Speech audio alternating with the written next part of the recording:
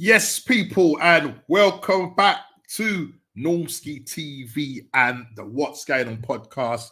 And yes, we are a few days away from the Premier League starting. Can't wait. I'm really looking forward to this season. Or am I? That's the question that I will be asking myself and asking others who are Arsenal supporters. And also, we're going to also welcome back one of our long-time panelists who has been away for a little while. And you'll be quite surprised who I'm going to bring on instead of the normal usual. Hopefully, my main man normally comes on before everybody else, but we still go. But please hit that like button, subscribe and share if you are new. And as I said, we have got an awful lot to get through tonight on the show. And we are going to be talking about the transfer window and talking about clubs that have done deals, some small, big clubs or big, small clubs that have done nothing in the Premier League and in the top 5 of Europe. We will be asking questions of them. Zubi doo, where are you? We got some work to do now. I know this has been rolling all over the internet, so I'm going to have a little bit of this as well. Yeah, Zubi doo. You understand where we're going with this one? Zubi doo. We'll go with that one. You know where I'm going with this one. And we are going to be talking about the transfer window. We're also going to be looking at our agenda tonight, the slot machine, not cashing out. The Reds miss out on another top target. Zubi doo, where are you? We're going to ask some questions, yeah? Yeah, we're going to ask some questions. And well done, Edu. You tried protecting their transfer value, but now you can't get rid of Eddie and Reese.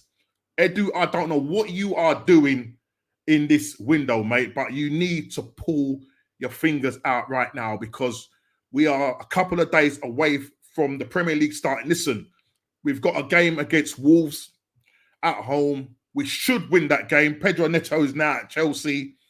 And I was a little bit worried going into that game because I was thinking, bro, you know, you're going to have our new number 17, or so I say he's now wearing the number 17 shirt.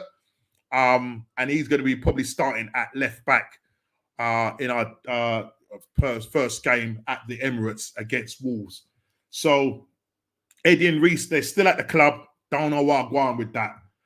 We will be looking into that and why they are not gone yet. And also, we're going to be looking at, someone please tell me what Chelsea's short, medium, long-term plan is after this transfer window is done. Somebody let me know. Ez will be on in possibly about 15 minutes. So I'm sure he will be able to shed some light on what his club is doing in this window. They've bought something like 9 or 10 players, spent like £164 million on transfers and still haven't finished yet. So I'm sure Mr. Fab Ez, who's the one that gives us all the info when it comes to the signings, and here we go. Every minute, every other day, we're in Chelsea signing another player, stockpiling. What's going? What is going on? People, what is going on? And lastly, Prem preview of our respective teams going into the new season. The title, top 4 teams fighting for the drop. That is Prem preview of our respective teams going into the new season, the title, top 4 prospects, and teams that are going to be fighting the drop. We have a lot to talk about. And obviously, the new Prem season is starting, 2024-25 season. That means there's going to be the What's Going On prediction league table. Kofi was the champion last season. Ez had to eat some nice hot chili pepper. And I'm sure the toilet found out something about that. And we go again this season. Obviously, the What's Going On. What's the other one we're doing? What Big D is going to be doing, which is the Fantasy Premier League. My missus needs to get some help on that one, Big D. So we will have to talk after because she still was not too sure. But listen, enough of me rambling on. I've got 2 guests waiting in the back room. But let me bring on my normal guest that normally comes in first. And usually the person came in before him. But I'm still going to bring in Mr. Big D. And yes, sir. I don't know what to call this guy anymore. And Mr. Kofi, ? Big up to Kofi. 2 of you. Hoping to my fellow fans, my fellow people, I return. The Kofi cruise ship, Liverpool LFC. Don't know what to call myself right now, but I return.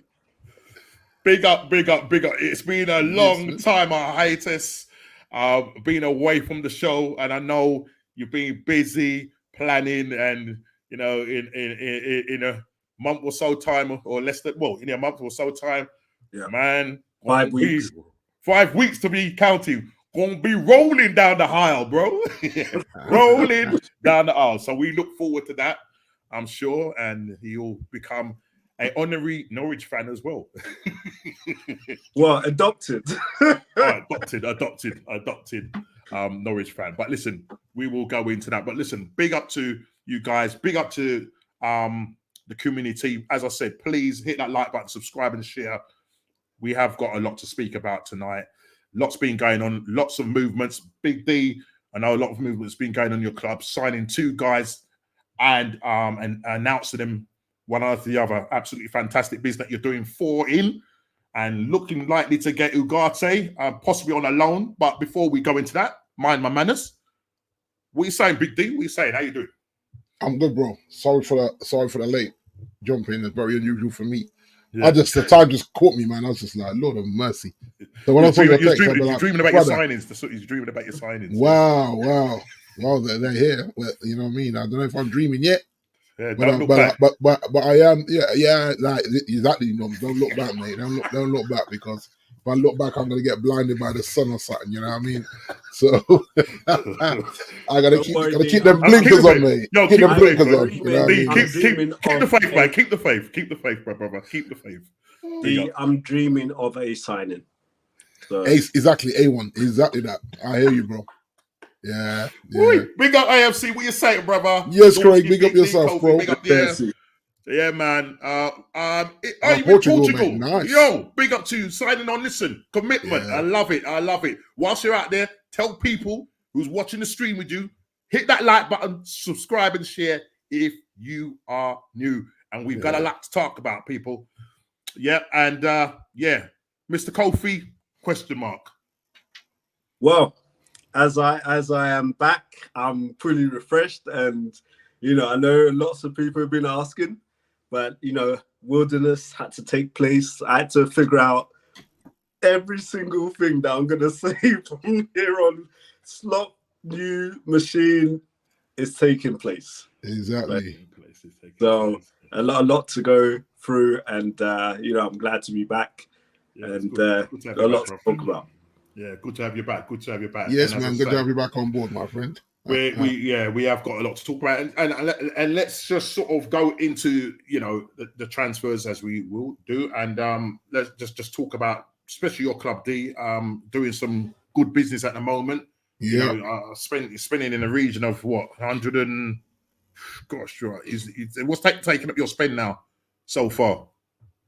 I'm not even sure, but I do know, and I do know that since he's been here, you're gonna love this, no?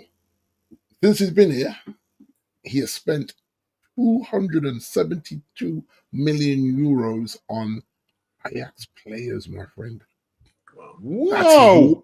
Wild. Ajax players, just Ajax players, Just Ajax players, yeah. 272. Would you care to tell us who some of these players are, brother? And I know most of the percentage is gonna Mr. Anthony. Well, since you bring him up, we're gonna start on Anthony. 95 million euros. Onana, 50 million euros. Jeez. Martinez, 57.4 million euros. Come on, preach to me, brother. Preach. De Ligt, 50 million. We did a hammer right now. And Manzori. Oh, Lord, Manzori. Come on, talk to me, my brother. $20 million more. Woo! Ooh. 20 million euros, sorry. Whoa. Wow. So you man That's 5 ain't players. messing about. 5 players. Ain't messing about, my friend. Yeah. You ain't messing about, bro. And that's on his watch, and that's not adding the others, but that's just the ones that have been under his stewardship at some point at Ajax. It's a lot of money. Yeah. And even though they say they've taken a certain amount of power from him, he's still going after them sort of players that he's kind of familiar with, you know. But is it interesting? Is it him going after players, or is it your director of football? Because I hear that it's just coincident that it is Ajax players, because obviously what's the name, De Ligt, who's now signed for you, was an ex-Ajax player. He's now been moved from Ajax. He went to Ajax. He went to Juventus. Maybe it didn't quite work out for him. Then he went to obviously Bayern Munich, and now Man United is his final dwelling place. It's actually a weird one, right? Because I've been really doing some homework on this, on these things, just because it's good for the show and for the viewers. But there's a level of agenda against De Ligt, and the media say basically this guy is a country bunking bench warmer, right? They're saying at Juventus was available for 136 games. He played 117 of those games. Yeah, big up. And he started 108 of those games, Norman. So he started 80% of the games. Yes, Jay. So 80% of the games at Juve. And so for Bayern, 63 games of the 79 he was available, playing a total of 73. So that's 79 he was available for. So there's a level of media. I mean, you've got your ex guy there, the one that really needs to put himself into a care home and get some special attention there, Mr. Souness, because my Lord, he called him lightweight. Have you seen the size of De Ligt? He's a unit. How can that man be lightweight? And sometimes you like forget the comps, go and watch some games and make the judgment. That's what I say to people: don't look at these comps put together. Go and watch him in some games, and that goes for any player. And when you watch them in a game, then your eyes ain't gonna lie to you. Then you'll see what he's good at, and you'll see what he's shocking at. Yeah. But to say he's lightweight, he's not lightweight. I mean, no, listen, it was captain at 18. Get it. Yeah, captain. But I suppose what people are sort of holding at him is that he hasn't sort of settled in all of these various. Yeah. Listen, I mean, he's won. A championship with Ajax. He's won with Juve. He's won with Bayern Munich. So he's a proven winner in that sense. Yeah. He's going to bring experience. As young as 24, but he's been in the game a long time. Yeah, but both of those other clubs, guys.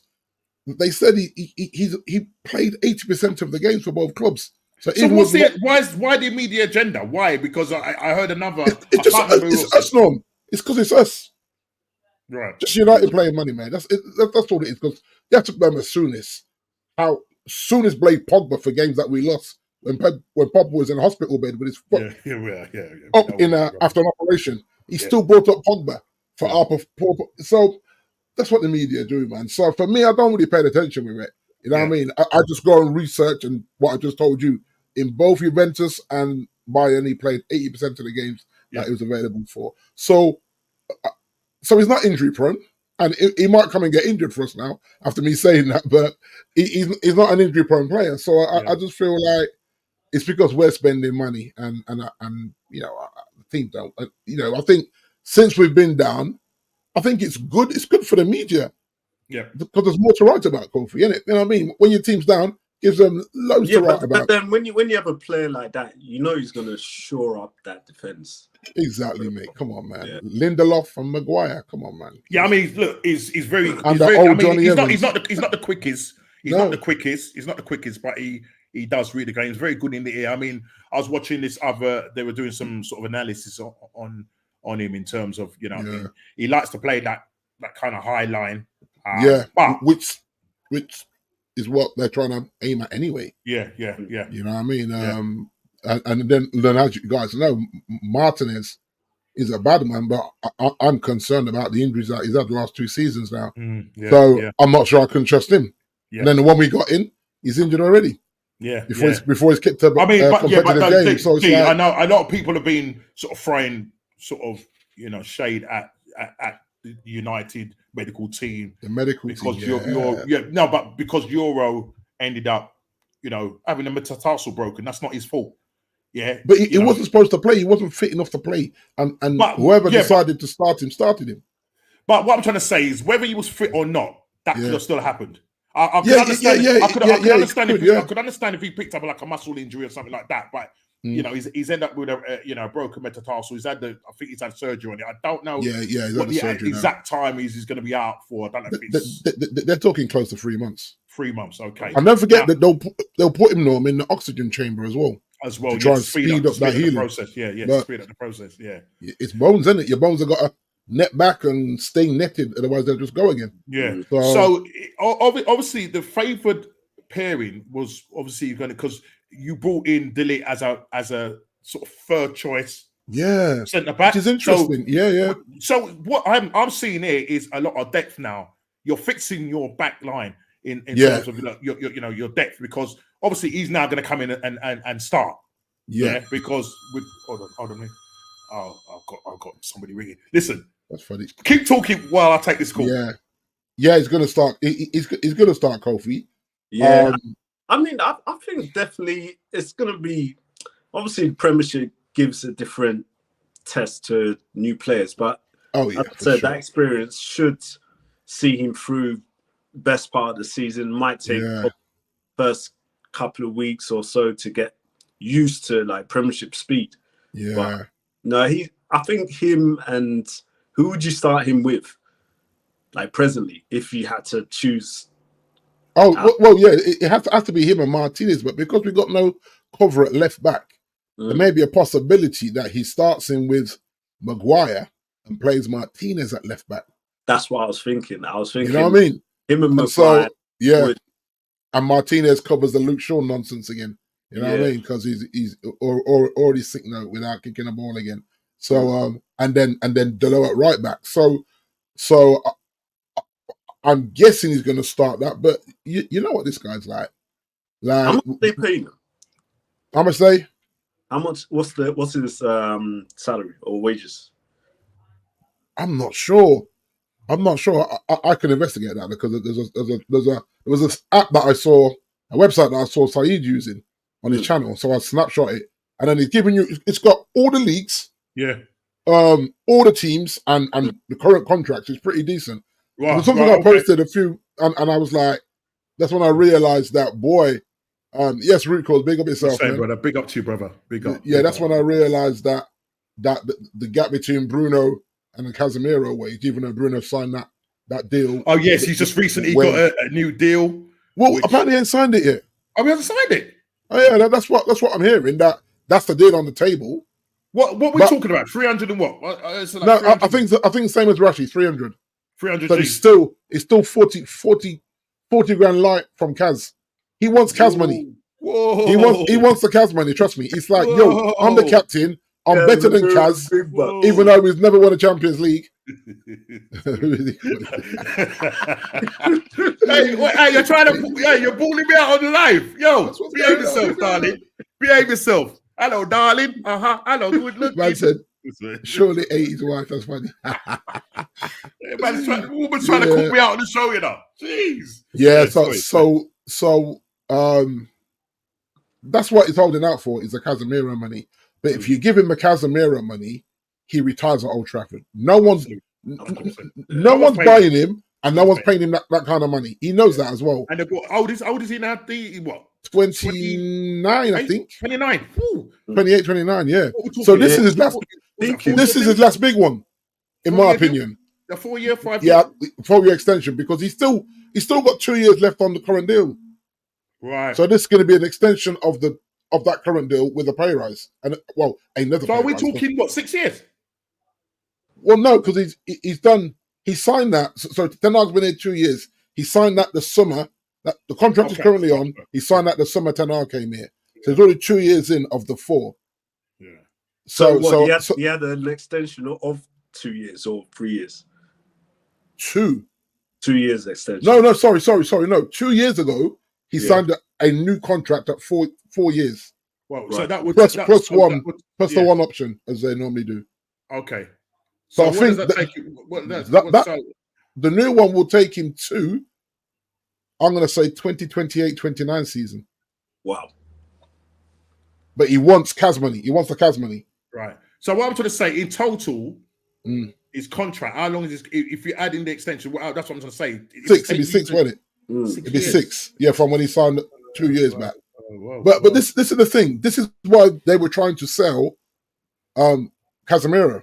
That way, no one can say, "Well, Kaz is on that money," and because he's still here, yeah. that's what they're going to the room with to say, "Well, you're still paying Kaz $340 a week." So you think there's a possibility that's the reason why he's stalling? Is that? Yeah, he wants the Kaz money. I'm convinced of it. There's no other reason not to sign $300K a week because it levels you up with Rashford. Yeah, But you have to remember, if they Rashford is the poster boy, Kofi. if he has a good season, would they give him the Kaz money probably next year? So then it just finishes up. How much does this guy need? How much money? 300. Right. Listen, come on. Because that's what. Well, this is what I'm hearing. I'm hearing that they've offered him the Rashford money. Does he bring the profile of the club, especially with the kids that Rashford does? Because I guarantee you, most young United fans taking a Rashford shirt over a Bruno shirt. 100%.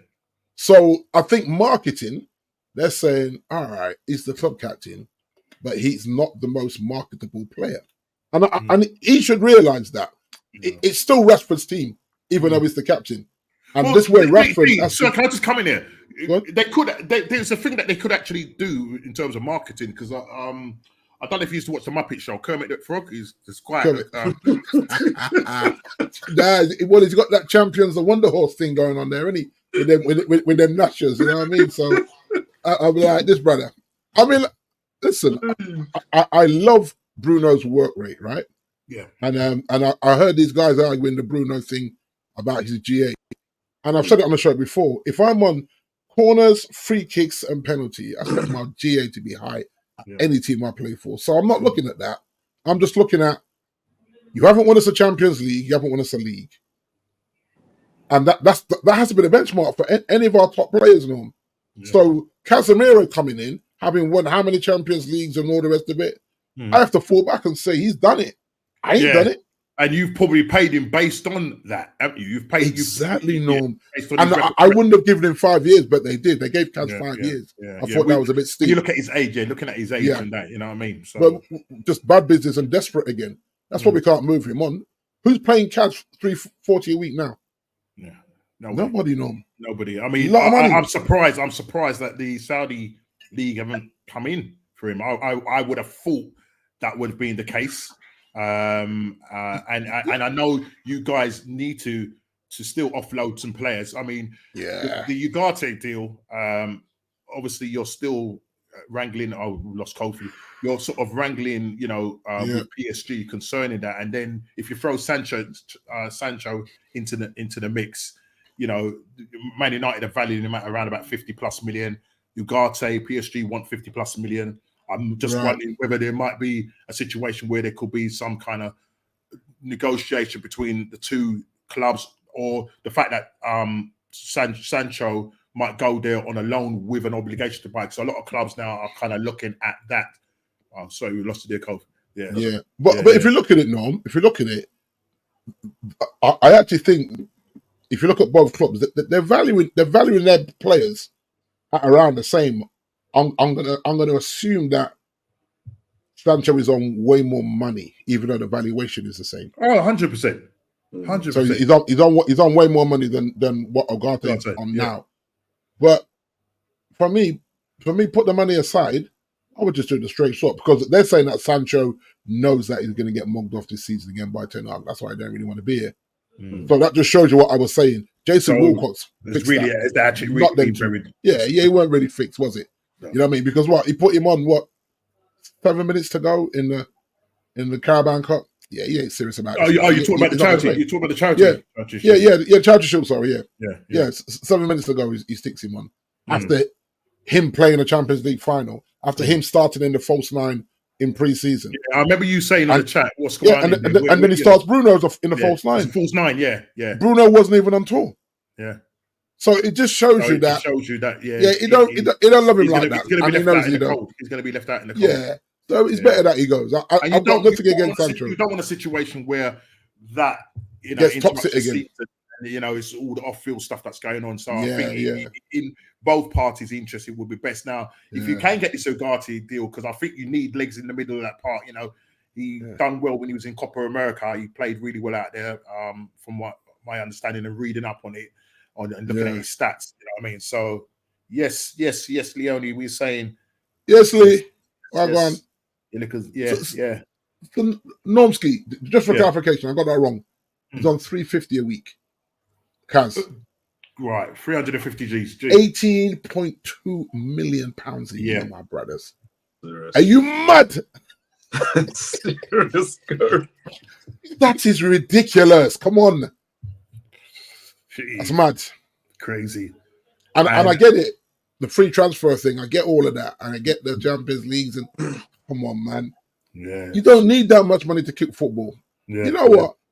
If it's my son, like I said to you guys the other day, my son, my cousin, my brother, my nephew, hold out for your money. But honestly, when you've won it all and you're still earning 18.2 million a year kicking ball, man, you got to look inside the mirror and the thing is, if you smile at it. And the thing is, if you don't manage to move Casson, he's gonna be there. Listen, he's looking a little bit lean now. You know what I mean? Yeah, lost a bit of weight in the summer, innit? Yeah. Lean, but that doesn't necessarily mean to say that he's got the legs no more. Do you know what I mean? No. And to be honest, he played well in the in that game in the Charity Shield. It was definitely one of our better players there. Yeah, played okay in that thing. But if you get the Ugarte deal over the line, and I know there's Sanderberg from Burnley, who's a natural six right now. Yeah, Vanderberg is a natural six. So I don't know. I think Ugarte looks like he's the guy that you really need to get off the line. Fabrizio, I was reading up on X or Twitter, Fabrizio saying that Ugarte wants to come to Man United. They've left him out of they've left him out of their pre-season training. Right. Yeah. Anything to do with PSG. So. And obviously, his agent, I think it's Georgia Mendes, is over. Yeah. Because I think he's over because he's also got to sort out the situation with João Felix. Yeah, because I think to you guys. No, to Liverpool. To Chelsea. Oh wow. Yeah, to Chelsea, mate. Because remember that. Listen, hopefully when this comes on, because I want to kind of go into a little depth with all the Obadurian deal falling apart. And then obviously, Alvarez has gone over the line for Man City, so they've done their business and got the highest amount they needed for their player. But I don't know what's going to happen to Conor Gallagher, and I just feel the way Chelsea are treating that man, bro. They've called him back, but listen, I'm hoping that it fell through, didn't it? If he had to come back, because the deal fell through because of because Chelsea, but the team, the Omidurian deal fell through, and that was where. Because what they were saying, they were hoping that the Alvarez deal wouldn't be affected by that, but that's all gone. He's signed, sealed the deal. So they're still trying to. They want to do a separate deal with João Felix. That's why to bring him over. I don't know what sort of fee they're talking about. Again, Ez might be able to shed some light on that. I don't know the ins and outs of it, but Chelsea are doing a mad thing right now. You know what I mean? 9-10 players they brought in. And just need to know what their plans are, but hopefully Ez will come on and share that with us. But just sort of going over. So D, I mean, when you look at that and you can see that what the hierarchy is doing off the field. They're building a good, solid foundation in that. And if you get Ugarte over the line, or if not Ugarte, Sanderberg. Right, 4 players that you've got in so far. How are you feeling about the window? How are you feeling? Well, you see what you said there? 4 in, 10 gone now. Right. So the squad's light. Still underweight. Yeah, the squad's light. Because look, Van der Beek, Kambari, Mason Greenwood, Wan-Bissaka, Alvaro Fernandez, all sold. Rafael Varane Anthony Martial, Brandon Williams. That's a good move for Wan-Bissaka. Yeah, very good move for him. Yeah, because he's going to start there, isn't he? Yeah. Sorry, mate. That phone just did a madness. So yeah, Rafa Babao, Martial, Brandon Williams, Amari Forson, and Shola Chari all left on free transfers. So we shipped 10 out and brought 4 in. So we are light. Wow. And they're talking that they're trying to move Lindelof to accommodate this other deal. Yeah. And move McPherson as well, Scotty. Yeah, so, but the situation, because I think they want about 25 mil from McSauce, and Fulham are not willing to pay that. So that, yes, big up Junior. We say, yes, Junior, big yourself, man. They're not probably willing to pay that that money. Now you're saying you're 10, 11, short with all those players that have gone. Well, no. I wouldn't say this. Is what I would say, that if you let 10 go, 4's not enough, no. It needs to be I didn't mean in the sense that you're 11 players short. What I mean is that, okay, you brought in 4, you've let 10 or so go. Yes, But obviously you need to be the likes of McSauce, Lindelof, who else? Well, I would think that what's his name will end up staying. What's his name? Slabhead would end up staying. I think I said this earlier on. I don't see us moving. Let me just bring in Money Is. Money Mike is here. Money. Guy. What you say, bro? Yeah. Big up. We're saying, brother. The Money Man is in the house. His club has been busy. We will be asking questions of his club, and I'm sure he will be able to deliver on that. So sorry, just going back to what you're saying, Big D. Yeah. If you look at the tour, they're talking at either Ugarte and Yusuf Fofana, or Gato, or so what's the other guy? Thunderberg. So out of them 3, they're saying they would like to do 2, and and I think if they can move on Scott and move on Lindelof, then I think they'd bring the 2 in. They'd bring 2 of the 3 in. I saw news coming in. Bruno had signed new contract. He signed it. Money. I think it's 300. I sent to the guys as it's 300, but he wants the cash money. But he has to be realistic to know that 1, his age, 2, this is his last contract, and he's got to be prepared now that he's retiring at Old Trafford because no one's paying him 300k a week. So he signed it, and you have to know that this is it for me. I've got to win big at United, i.e. Champions League, and win a league because I'm stuck here now, because no team in the world is giving Bruno 300k a week. Just like they ain't going to give Rashford 300k a week now. Unless he blows up this season. Everyone's saying he's going to blow up this season. I haven't quite seen the evidence yet, because he still can't shoot with his left foot no. You're on 300k a week and you can't take a left foot shot? Come on, bruh. What's that? And that's just basics, Norm.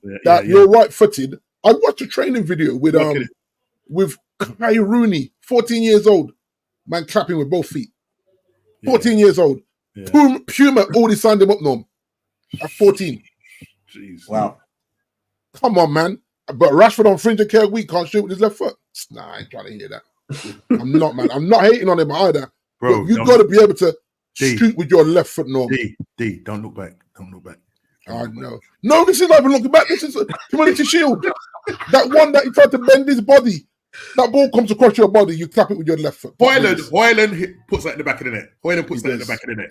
He does. But unfortunately, Hoyland is not there to put that in the back of the net. It's just like, it is what it is. It's like anything in life, Norm. Like, us guys play music. Whatever we're weak at musically, that's what we work on. It's like me, you, and as have all drummed. If you're just a little bit not right with your roles, you work on your roles. If you can sit in the pocket, you don't work on that because you can sit in the pocket. That's second nature. Roles and getting back on time. Right. Same with football, same with basketball. Like, you see my coach, if I couldn't make a left-handed layup, he's benching me. He's like, if you're going to the left and you're going to get blocked, you've got to use your left handy. So I worked on my left-handed layup. You see, special players like Ronaldo, Beckham, who would stay behind after training. Once everybody's gone home, they're working on they're working on their skill, their craft, And Rashford just thinks, we'll just turn up with my gold top head or whatever. You got for that kind of money, man. Come on, you should be able to. You have to work on your left foot. I mean, Everyone knows what you can do with right foot. Yeah, sorry. Interesting, because I think these players that get these I call these super contracts. Okay, super contracts that you're in excess of 270, 300 plus. I think these sort of players. Yes, Hector. Big up, Hector. Yeah, man. Big West Ham fan. West Ham brother. Big up yourself, man. We know what he says. We know what his brother is. We need to talk about. Look after Wamby for me. We need to talk about his club. I did look after Wamby. I did say to him, right, if he, I would send him as a surprise guest, send him a link so he could just come on and talk about, because his club has got signed eight players. So listen, I'm expecting a lot from you guys, West Ham. Yeah, he's put a target on his back though. The new manager, he's put a target. Signings. Yeah. Anyway, what I was going to say about these super contracts, and anyone here, once you put a player on that contract, I think the club should make it compulsory that they have to do extra stuff to keep them fresh, to keep them switched on. You know, you're on 300 bags now. You've been rewarded for some work, but you have to stay behind and do something. Mm-hmm. You have to. Mm-hmm. You know, that should be stipulation, because otherwise you've seen it at Arsenal norms. You've given Aubameyang a big contract and he goes the other way. Yeah. You know, Ozil was a different scenario, but you gave him a big contract and you couldn't pay him half time. Whatever. You should these players on big contracts have to do extra work. Yeah. Keep them fresh and sharp. Sometimes using the phrase, you have to sometimes keep your foot on the neck in that. That's right. Literally. And that's not even being horrible, Norm. Yeah. That's fact what you're saying there. Because this is me, right? If I'm paying you look at it, £15.6 million a year, and you can't shoot with your left foot. My lord! Now, I got something to say as the owner. I said, no. I watched the game. He missed shots that he could have hit with his left foot. You know we're paying him £15.6 million a year, right? That's what I'm saying to Ten Hag. Get him on the training field, learn him with his left foot, please. End of story. Same as Anthony. Can't cross with his right foot. No. Ridiculous. Yeah. But you want to play on the right wing. Yeah, and this is what I'm trying to say. A lot of these guys, especially the ones that are on top dollar, it is shocking. And for me, I'm thinking, bro, just watching certain games, I think, can't you string up a basic pass together? Yeah. You meant to be paid big monies. Yeah, I've seen people on, down the park play better passes. You understand? So these guys can just turn up and do what they want. You get me? Norms. I don't like that. Imagine your boss sends you like what we did away to BT College and all that, and you come back and you can't do a drop and lead. Like, Norms, it's just been a college, mate. Yeah. 2 years in at BT, and they're paying you. Yeah, and you're getting paid, but you can't climb a ladder and a telegraph pole, run a wire and do a drop and lead into a customer's property. Get out of there! They're firing you. You're gone. and that's what you have to look at it and say. Yeah. We're paying you to do a job, and your job doesn't just mean you can only use one foot. Yeah.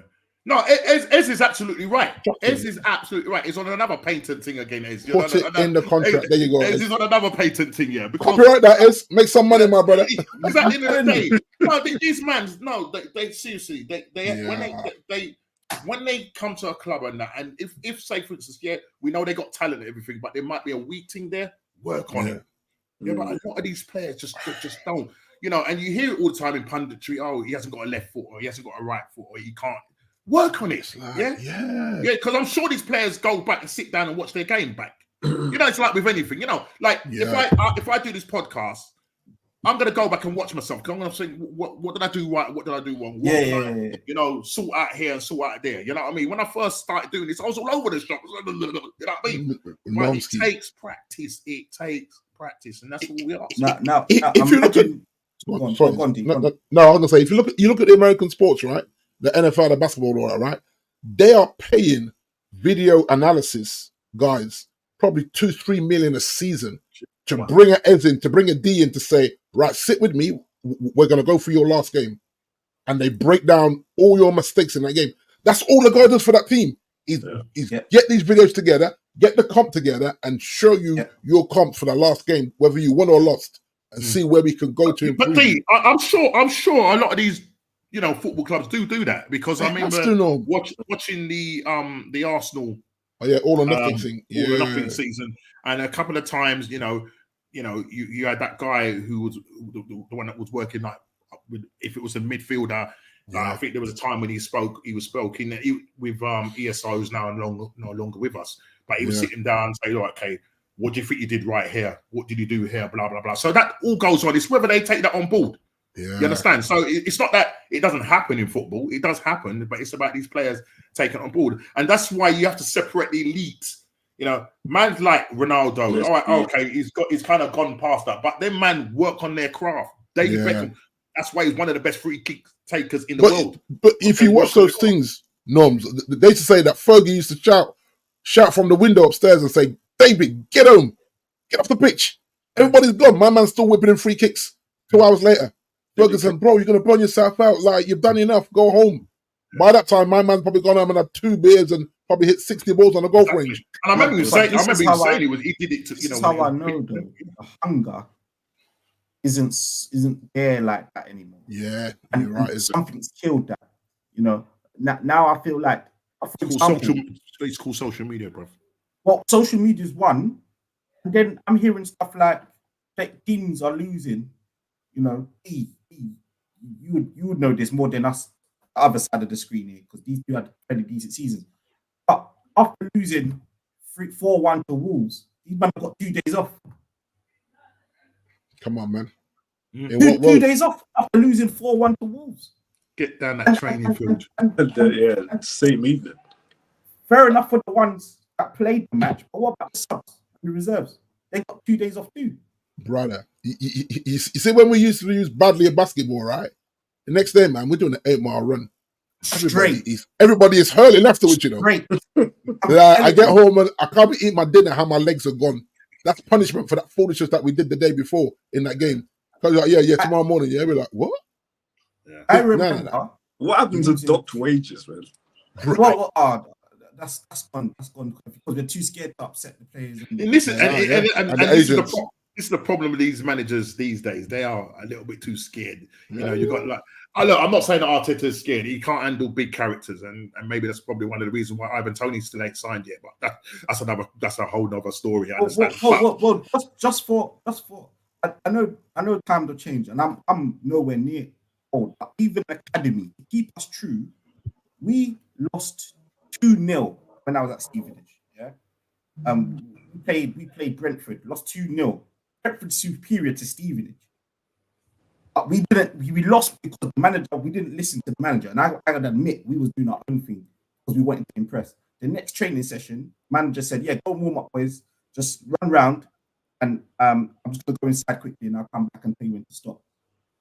He said, an hour later, they're still running. Man, I'm telling you, bro. Come out with his notepad. Dare you stop or dare you go? What's going on? What's happening? Come out with his notepad and said, you stopped at like 3. You stopped. And they literally got their own drilling. But that's the sort of punishment, keeping us guessing. We had no idea. We went and won the next match 5-0. So it's about keeping you honest. It's keeping you honest. It's keeping us true. Yeah. Keeping us true. Yeah. Man are getting 2 days off after losing those. Big money. Mm-hmm. And you look at any of our clubs, guys, and see what a match day ticket is now. Forget about getting a snack at half time. You know what I'm saying? And that is the problem. That is the problem because I know full well that the Arsenal season ticket's gone up. All of them have known. They've all gone. All of them have gone up. You know what I mean? Yeah. And you're looking, you're thinking, come on, man. You see, fair enough, Norms. Fans are sacrificing. Was that good? If you delivered the title last year, you say fair enough. Exactly. Exactly. That is. People won't have a problem with that, but it's that frustration of going in year after year. And again, listen, Arsenal can do the PR stuff. We are the Champions League at that. Yeah, we do that. We do that brilliantly because we've just got another third shirt out, and they've got back. I'm about to say that, no. Listen, man, the PR is real. We finished 8th and dropped 3 shirts. Are you mad? But 8th you know. But And we're we got gullible. 3 new shirts, guys. We're so gullible and sucked in. Yeah. I bought one. I ain't gonna lie to you. It's in the post comment. Exactly. But you have got some ardent fans that say, you know what? I ain't gonna buy a top until I see something from this club. You know what I mean? And hold them to an account. And that's what it is. So some people, oh no, you're just moaning, just be positive and blah blah this and blah blah that. Look, you know, we'll come on to Arsenal when it comes to that. But yeah, we are the Champions League when it comes to PR and dropping merch and doing all the stuff. We're good at that. Can you imagine all of that went into what we did on the football, and we had the mentality to, you know, get us over the line, and we need to get over the line, and we need a gunman, and we will come on to that when we tackle my little snot. But listen, we'll move on from Man United. As I said, just move on. You've got 4 players in. You're likely to get one more in. I mean, even that you're linked with De Jong. Now I know he's got a high. I hope not. Yeah. I just think the way he mugged us off last year, I think we'd be stupid to go back down that road, that rabbit hole again. Because I think that De Jong thing really ruined our transfer window. Absolutely. How long we chased this brother when he knew he wasn't coming anywhere. I get it. He wasn't going to leave his money on the table. I'm fine with that. But surely there was assurances given while we kept chasing him for nearly 6 weeks. Made no sense, man. It's just, allow it. You know what I mean? Hopefully we've moved on from that. And Ugarte or Thunder or the other brother, like, put one of them in. Like, just be more compact in midfield. But I think we're covered. Like, we got in the forward players. I think that defensively now, I think we're, obviously when this one comes back, which is going to be a minute, but I think the business is obviously the left back thing. It's just not sure, you know what I mean? You just he is our new Phil Jones, and I'm convinced this is done on purpose so we can't sell him. He's always injured around transfer window time. It's not a coincidence, guys. This is what Phil Jones used to do. What is it? What is it this time? Is it another ankle or was it a muscle injury? I think this is hammy. I think again. This is hamstring. I think But it's just I just think for a professional sportsman, I don't know how often I've looked at him coming back to pre-season and say, this brother's way overweight. Did he not do anything in the summer? You can't do that. You just can't do that, Norm. You can't just decide in the summer I'm just going to clap beers and pizzas, pig out, sleep on the beach and all that, and think I'm going to roll up at Carrington and I'm just going to flick a switch and I'm good to go. Nah, brother. It don't work like that. Put the pizza down. Put them beers down, my brother. I'm not saying not have a beer because you're on holiday. Yeah. You know what I mean? If you like a beer or you like some red wine on holiday and all that, if you're a drinker, I don't mind all of that. But I feel like they just let themselves go. And not just there's a few of them that do it. Do it. And you just say, no, you even on holiday, I've got to recognise I'm a professional sportsman. Yeah.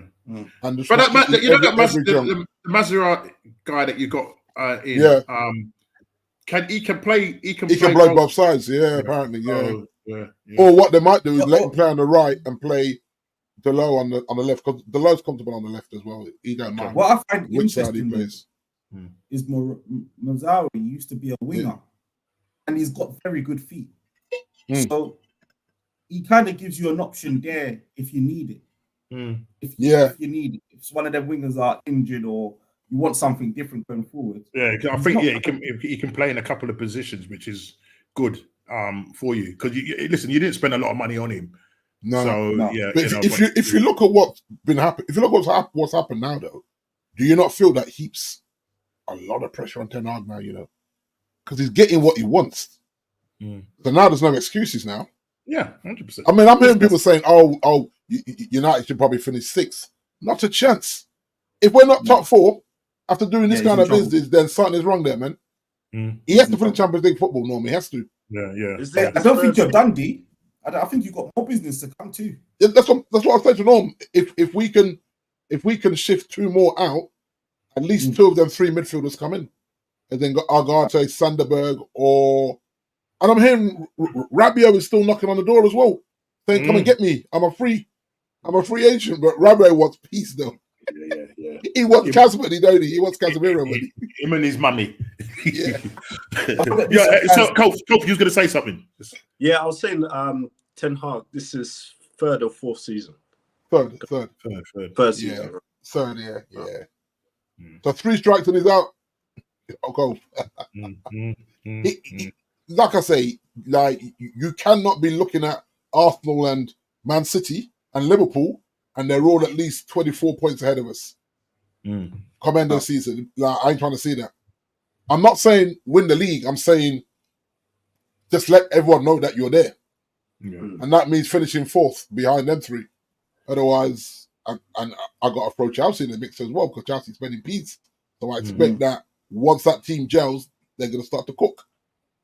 And you can't dismiss Tottenham. As much as we like to run joke with Chile, we can't dismiss Tottenham either. So Aston Villa, can't dismiss them, even though they're going to be under a lot of pressure playing Champions League football now for a very long time. First time in a very long time. So, yeah, there's some good teams there, Norms. Yeah. There's no slouches in that top 10 at all. There's no slouchy teams in that top 10. All right, let's move on to Mr. Kofi ? Because he's yet to choose a name for himself. And Kofi, let's touch on your subject matter. The slot machine not cashing out. Reds miss out on another top target. Mr. Zubi Doo, where are you? That's a great title, by the way. That's a great headline. That's fantastic. So, Kofi, you have not made a signing in this window out of the top 5 or 6 European clubs. You're known as the big small club or small big club because of your transfer activity. What sayeth thou? You've missed out now. This is, I think it was yesterday, the day when you missed out on Zubi Doo. Yeah. You missed out on him, yeah. That was the anniversary when you missed out on Caicedo to Muddy Years. Yeah. Oh, wow. And then you went to Lavia. Yeah. Even chucking, yeah. But yeah, and then number 6s, like obviously Jude Bellingham is not a 6, but you was looking at Jude Bellingham. And I think even before that, before even the Casemiro team, I think it was what's the guy? Tor? Is it Torum? Arturo? Is it Arturo Torum? I think he was looking at him a couple of seasons, and you missed out on him. You need a number 6. Fabio's gone. Yeah, you need a number 6. What is it? Why are you guys allergic to a number 6? I know you got Enzo. I know you got them. What is whining, mate? No, it's not that we're allergic. It's FSG. FSG are the problem here. You know, we keep going back to this. They don't like to spend money. They would spend on preferred, but we're seeing that they're just going around mirrors, circles all over the place, just dibbling and dabbling, and they can't stick their finger out and say, let's go out and get a player. Mark Hughes, who's your director of football, came from Bournemouth, yeah? What's going on with this, brother? Imagine. It's Bournemouth. This is Bournemouth settings, brother. What's going on? It just shows where we are as a club. Mark Edwards come back. The second coming of Mark Edwards. What's going on, my brother? I just don't know what to say. It's like, if you can't improve and go forward every season, then what are you doing? What are you doing as a club?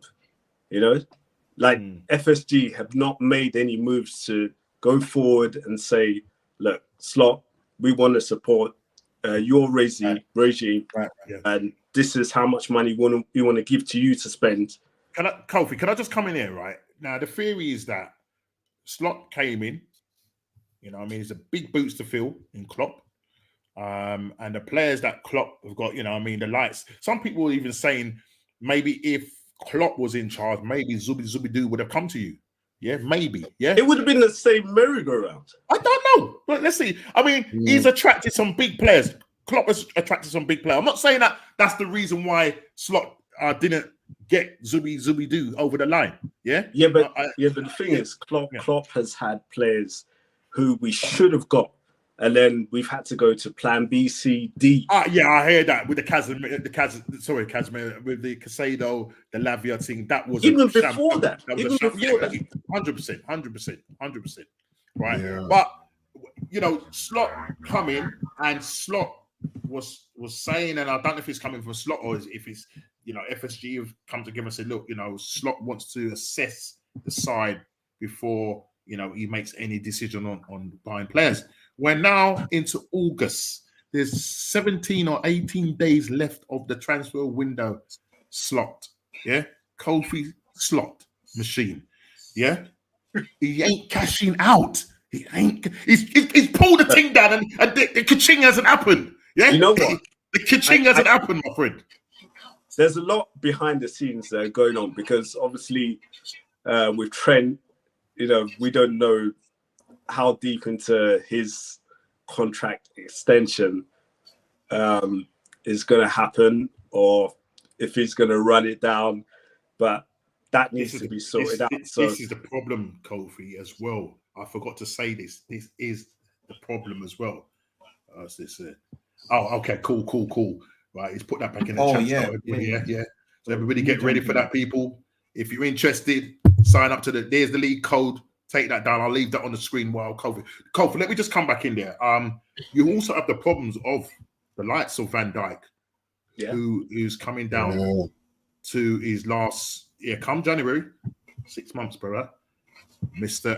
Salah, I don't think he's given. He said he'll give Klopp another year. He's giving Klopp another year. Now, whether you knew that Klopp was going or not, I don't know. Yeah, you've got Alexander Trent, who hasn't signed a deal. Now, this is not good. How are you letting FSG or the club letting these players run down their contracts to this level? That's free players. Yeah, free players. Key players. Yeah, but the problem is free. Yeah, key players, isn't it? Key players. Yeah. Liverpool have always had an issue with wage structure, so they want to keep everybody within a certain amount. It was only Salah, remember, that has kind of broken through that wage structure. Yeah, true. And the likes of Van Dijk is on what? 220 to about 220, 225. So for him to give another contract extension, he's probably going to ask for Salah money as well. And then Trent knows that he wants to go to Madrid. Yep. So he's got them over a barrel. He's got them over a barrel, mate. He could ask for anything. Yeah. So I don't see Edwards trying to get a lot of deals done over the line with like all this backlog to clear as well. So it's a mishmash right now.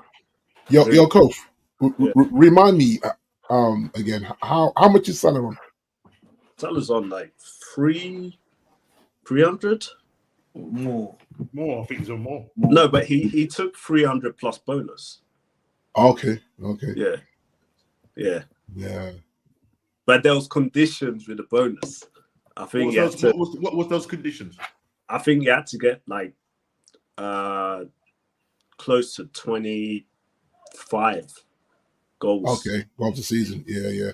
That makes sense. Yeah. What did he get last season? He got 19. Okay. So 19 league. He got 19 league. Was the contract based on him getting 20 plus goals in all competition, or was it just in the Premier League? I don't know the specifics, but he got 19 league. I think in total he got about 20. I know it was 20 plus goals in all comps. He got about 26, 27. Yeah. Right. So he should have been quids in then. So he's got his bonus then, I take it. Yeah, that's what I'm saying. Quids in, man. So I mean, it's things like that. So some things need to be curbed, and Edwards knows that he has to. This is second time, and he has to try and clean whatever's going on, clean up whatever's going on, and then build upon that.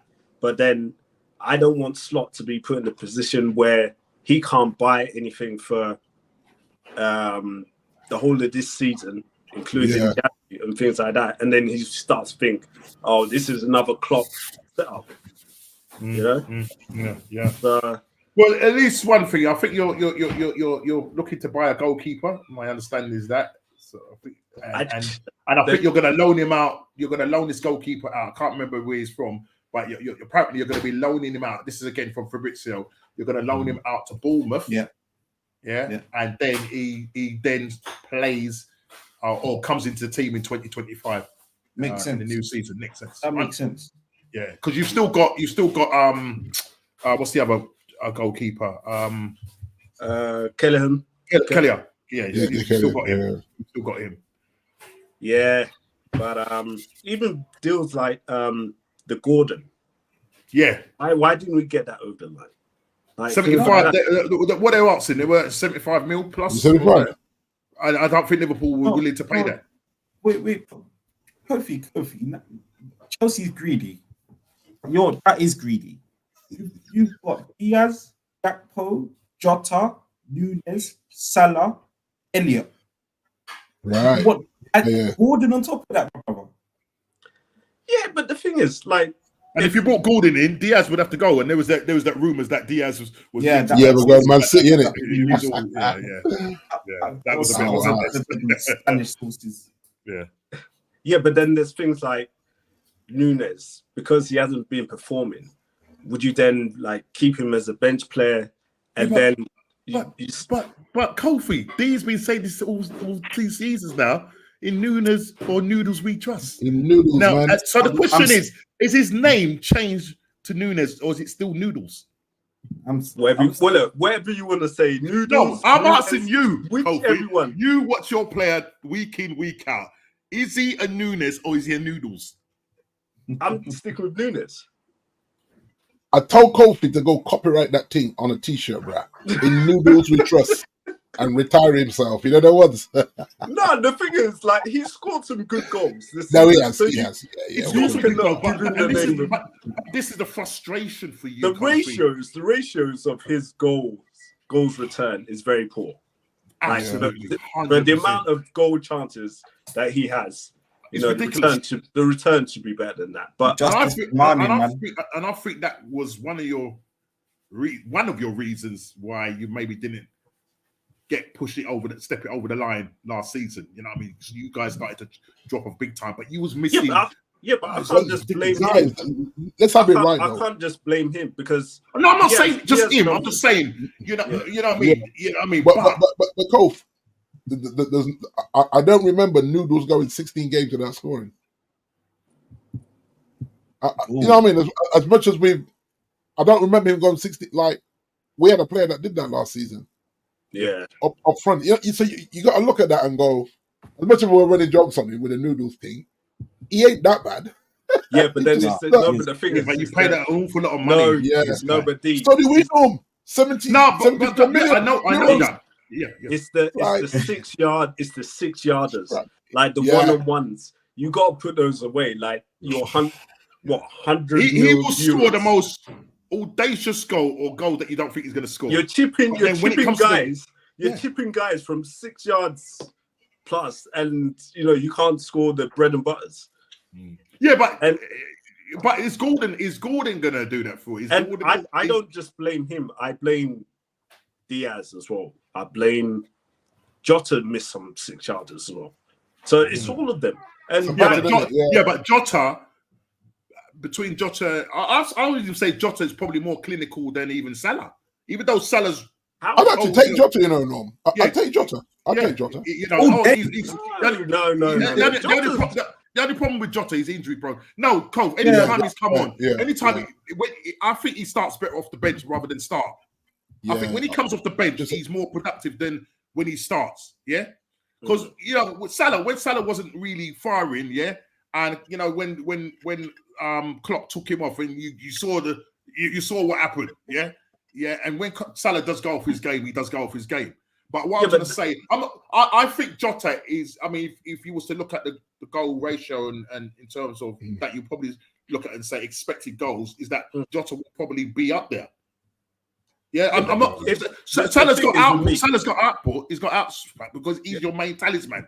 You understand? Thing is with me, if Jota has a good stint in the team and he's not getting injured, then there's that argument. But he can do probably 3 weeks in the team, and then he's injured for like 2 months. I know. Yeah, but I'm saying, so based on when he does come into the team, more than I'd say 7 out of 10 times, he's likely to score for you guys. He does it anytime he comes on, especially when he's playing us. He always scores against us. Somehow he finds some way to score against us. So I feel he's quite clinical. Nunes, as for Nunes or Noodles right now, and would you? So what you're saying? And as said, you're greedy. Yeah, Chelsea are greedy, but you're greedy because you want Gordon. What will Gordon bring? What will Gordon bring to your attack? Yeah, but I feel that maybe Slot could shuffle the pack a bit, because obviously we haven't got an out and out. We need someone that is going to be able to probably sit. Where's Gordon playing? He's playing left, but then the others could move around as well. All purpose is, I don't know if you're new, but if you're new, please subscribe to the channel, hit that like button. Guys, I'm not skirting around the main issue. whoever this whole purpose is. You need to talk, man, because man, all purpose is calling you out, bro. It's calling you out. Right? Big up to you, all purpose. Explaining how Slot is going to manage, that front line, because it looks all over the place at the moment. It really does. I don't know whether he's going to be able to. Well, I'm looking at your preseason. It didn't look too all over the place for me. Exactly. I mean, obviously, and you even said yourself. You even said yourself, Kofi. You're quite confident going into this season. Now you're saying what you're saying offline and you're saying online is two different things. You need to back your club, back your club, brother. It's not fully balanced. I don't think it's fully balanced.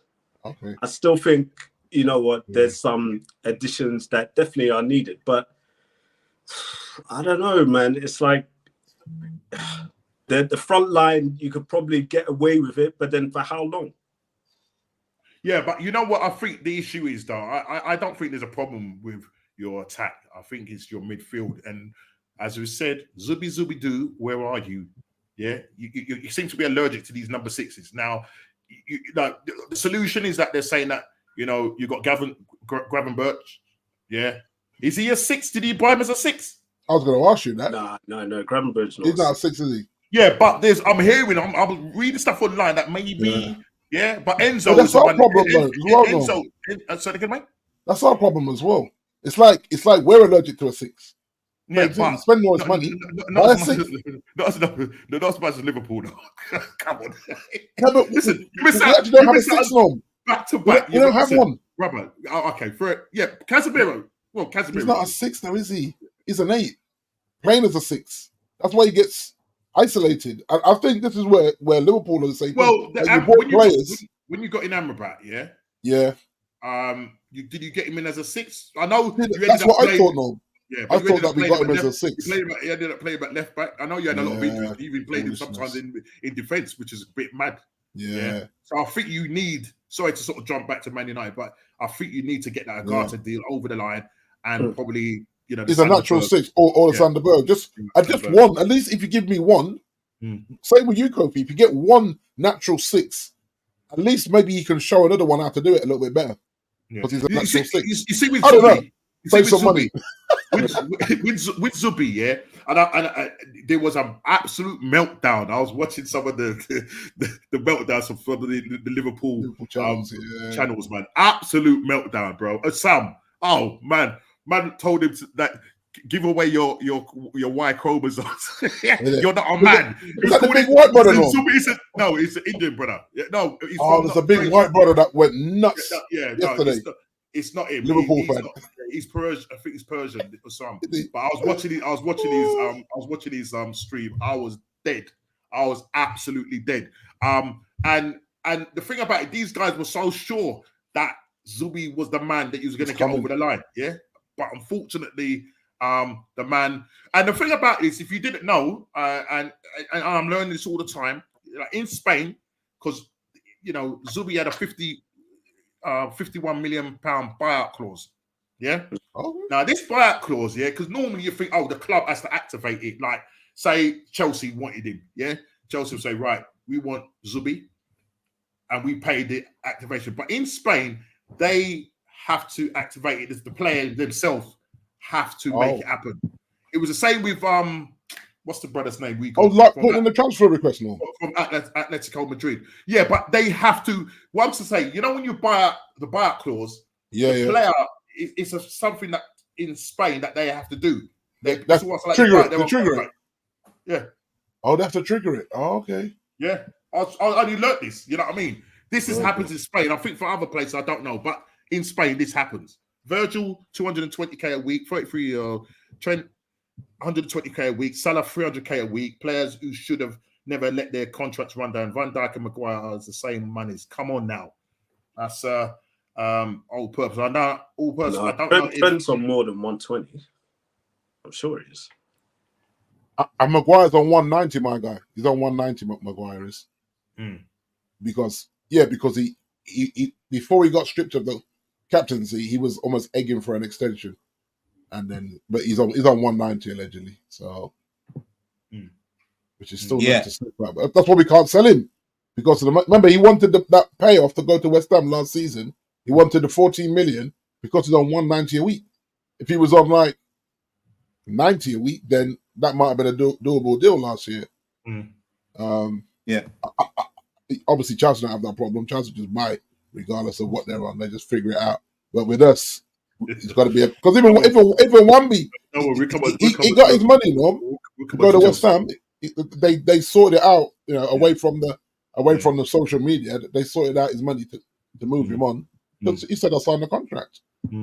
I get it. I have no problem with that at all. Well, you've got Kofi. You got rid of Carvalho to is it Fulham? Yeah, for 27 mil. I think it's 20 plus 7 mil add-ons. Yeah. I mean, look, he showed up against us. Mind you, we did have the number 17 playing in the back four, so I don't know what he was doing. But he's gone. He was on loan to RB Leipzig, and then he was on loan the second half of the season to Hull, which he played really well for them. But now he's gone to Fulham. I think he'll do well there. Do you know what I mean? I'm trying to think, where did Liverpool buy Carvalho from originally? It was Fulham, wasn't it? It wasn't it? Was it from Fulham? And they sold it back to him. Sold it back to him. Yeah, I was just trying to think where it is. Yeah, so they got him back. Yeah, because I remember when they bought him because he was doing some stuff for them. Prospect. You know what I mean? It was a Australian prospect, and give him back. See, this is Liverpool. But the thing is, though, Kolf, look at the players in front of him. There was just no way. Even when you had Firmino, who's gone to the Saudi league. You know what I mean? You ain't gonna get ahead of these guys. So he had to go on loan. Obviously, Slots looked at him and said, "You know what I mean? You look like." But he played his skin out. He played his skin out in pre-season. So I don't know what he saw. Who did he score against? Was it UD or Arsenal? Arsenal. He scored against Arsenal. And he played well. He played well in the other matches. And rather than going to spend money, he can play out wide. But you know what is? The thing is with Carvalho, I like his inventiveness. Like, he gets into those gaps. Yeah, those little pockets. He's setting his technique as well. Yeah. So he did that against us. He did that against us. You know what I mean? Nice ball over the top from Harvey Elliott, and it's like I saw what's the name of a go at Gabriel Magalhaes have a go at the number 17. Yeah, because Chichenko, I don't know what he was doing there in the first place. Played everybody on, easy tapping for my man. Do you know what I mean? These are the things that frustrate me. That why we letting go of potentially guys that can maneuver in those positions and play. Like they can go deeper, a little bit deeper, and forward a little bit more. So I don't know. It's strange. Liverpool's a mess. I agree.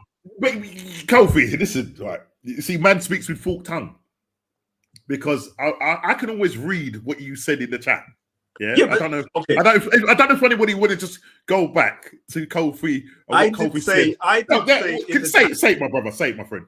Look, I did say in the chat the squad that we have is manageable to finish in top 4. Okay. Was that all you said? No. Come on, man. Norman's ready with receipts, you know. Speak your truth, bro. I did say that I was frustrated that we haven't signed anybody. Right. Yeah. I did say that. Yeah, which is a fair comment, Kofi. It's a fair comment, but it's before that he was like, before that came in, and before you heard the Zubi thing, and that you hadn't signed anybody. Yeah, I think you know what I mean. Up until that point, you felt. I mean, your side at the moment looks okay. It looks okay, but Champions League format is going to be crazy. 2 extra games, and is your squad? Have you got a big enough squad? I feel to play on all fronts. Do you know what I mean? And are you confident of maybe winning the trophy this season? Yeah, but that's what I'm saying. We've been managing like that. It's just been like that for some years. We've had to just bring in some of the kids to manage situations. And it's been ridiculous. Some of the kids you've brought in, I mean, when they played against us in the Carabao Cup, you had all kids on there. And you still beat us, which is fair enough. But I think that's the Klopp effect. You know what I mean? I don't know whether the slot is going to have that same effect. But listen, they gave him, when he had his first pre-season home game, the Anfield crowd gave him a warm welcome, a big warm welcome. So, I don't know whether some people are saying there's a lot of pressure on him. And, when they're talking about who's going to go first, is it going to be Slot? Or is it going to be, Ten Hag? No, I mean, Liverpool tend to give their time. Okay, I was going to say, they're not that unforgiving in terms of you have the first season, it's a bad season. They would give them time. So I can see probably 3 seasons out of Slot. Okay. But it depends on where we finish as well. Right. Yeah. If we're finishing within the top 4, then fine. But I still feel we need to win something this season as well. Yeah. But listen, he's playing. I'm not saying that Klopp didn't play attractive football, but he's playing. Your team is playing more football. You know what I mean?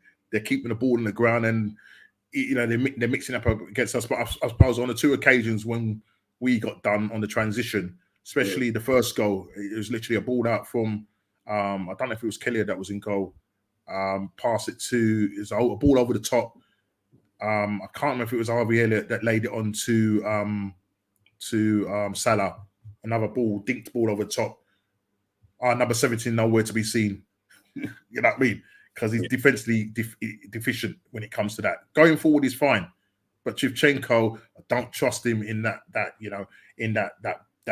left back role. And with us bringing in what's his name, Calafori, he's a bit of a lump. I'm not going to lie. You know what I mean? See the size of this guy in front. He's big. You know what I mean? But we'll see what happens there. But yes, we play Wolves first game of the season. I'm glad he ain't going to be facing up against Neto because he's gone to a certain place in the blue half of London. So we'll see what I'll go on there. But Cove, it's going to be interesting times, and I think your side do need to make some kind of. I mean, you got that goalkeeper, but as I said, that looked like it's going to get over the line, but just not good enough. It's just not good. As we speak now, your team in the top 5 European club has not made a signing, and you've not made a signing in the Premier League. Every other club in the Premier League has made a signing apart from have you got something you want to give us? Literally, Chelsea could just give you a player, couldn't they? Just because he could. They literally could. Listen, they literally could. Look at the man. Look at the guy. Just give you a player, like, bro, hold that. Just hold smug. that. I've never seen a guy so smug. Yeah, look at the smug look at that guy's face. You know what I mean? It's what it is. He's saying it is what it is. I've endured the pain. That's why I've endured the pain. The brighter days are ahead of me. They have to. And that's a nice segue into Ez. Someone please tell me, or Ez, please tell me what your short, medium, and long-term plan with all these players that you've got in this club. Because, bro, you've bought, 9-10 players? You're looking to do more deals? I've lost count. And not only that, every other day, my man is Fab. That's why we call him Fabez now on our group chat, yeah? Because it's like, here we go, yeah? Every other day, there's a signing, yeah? And a lot of players, a lot of people on social media, on X, and on certain channels are saying, why is it that Chelsea have to make a big deal about these signings and just keep it on a low down thing? Yeah, every minute. It's like, bro, these players are going to be an integral part. It's 40, I think something like 48 players these guys have got. Yeah, I mean, Ez can kind of break it down in terms of how much money they've spent already, and I know he's going to break it down, and I know he's going to say the money that they've got to sell, because people just don't know how they're doing this. And not only that, two things I want to pull him up on as well is, well, I say pull him up on it because he did put me right. Ez did put me right, because I worked out that Cole Palmer was possibly going to earn something like 98 million after this big 9-year deal, but it's actually at 200k a week, but it's actually 120k a week or 150, something like that he's going to get. Still, it's a lot of money. 9 years, the 2-year extension on it, he's got a 7-year deal with a 2-year extension on it. So the man is happy for the next 9-10 years or so. Yeah. And if, as Ed said, if it doesn't work out, they flip him, make a profit on him. Listen, they got it locked down when it comes to deals and sales and whatever. Yeah, and the other thing as well is I feel so sorry for Conor Gallagher. You mans are doing him dirty, boy. Yeah, you're dirty people. Yeah? You're dirty people. Right? Are you treated your man? The man is called him back. The man's called Conor Gallagher back. Yeah. I hope they don't bring him back to go and play in the under-21s. Integrate him back into the side, or does he get sold? Hold on a second. Or does he get sold to Tottenham? Or Big D, maybe. Have a look in though. You never know. He's an England international. I suppose that's a selling point from Chelsea's part. He just come back from the Euros, mate. Well, listen, we're gonna let Ez cook the books. I'm not. Chelsea need to hire me, by the way. 100%. I'll put all these media people right. I don't like the narrative at the moment. Yeah. They're treating Conor away. Speak your truth. Conor has signed his Atletico contract now. Yeah, he signed it. Therefore, oh wow, yeah, he signed. What's not signed is their counterpart. They haven't signed their bit. Now, this is a package deal. We was meant to get a player alongside Conor going the other way. Now, their player come back from the Olympics. His name is Sami Omoradian. Yeah, he came back from the Olympics, and during his medical, it is not just an ankle issue, but a long-term recurring ankle issue, which Atletico failed to mention. Oh wow! Because it's in his medical books as you go back from when he was 18 and like 17. It's something that's coming back and forth. When they've done it now, he's still got a problem there when they've done the scans and assessments. And they've said, well, we need to change our contract then. What we want him for less money, and we want him on less money in his contract, because he's not going to be able to do. Potentially, this could become a big issue. Atletico believe that we've moved the goalpost, and therefore they're fuming, and they're not going to sign their side to make one of the Gallagher's deals go through. Now, they are two separate deals, but there is a gentleman's agreement that is not a player swap, two separate deals. Yeah. If one goes the other way, one comes this way, and that's how we've got here. Yeah. So that's where Chelsea said, "Nah, Gallagher, come back to England, mate. Until we sort this out, you're still our player." Yeah, contract is still too. As far as I'm concerned, Gallagher has committed to going to Atletico, and that's why he's not just going to be integrated back in the team. And it's almost calling Atletico's bluff here. So Atletico have offered us João Felix, which for me is better than whoever this guy is. I don't even heard about who this guy is before. I mean, so it sounds like a COVID infection. I don't know who's Samu Amoradi. I mean, he looks good on YouTube, but let's be real, I don't know who he is. So I heard it. Sorry, just cut in there. I heard it also. He was answering from like image rights and some madness. as Yeah, well. he was asking for all of that, but those are stuff that could have probably been worked around. This injury stuff isn't going to be good, especially where he probably was going to be sent out on loan, and it's going to be crucial to his development. You know, Right. if he can't play, he can't develop, and that's different. So João Felix, but now they're trying to demand 60 million for João Felix when we only plan to spend 35 on this other guy. So that's where the turning block is, and that's why Connor's back. So we're not treating Connor away.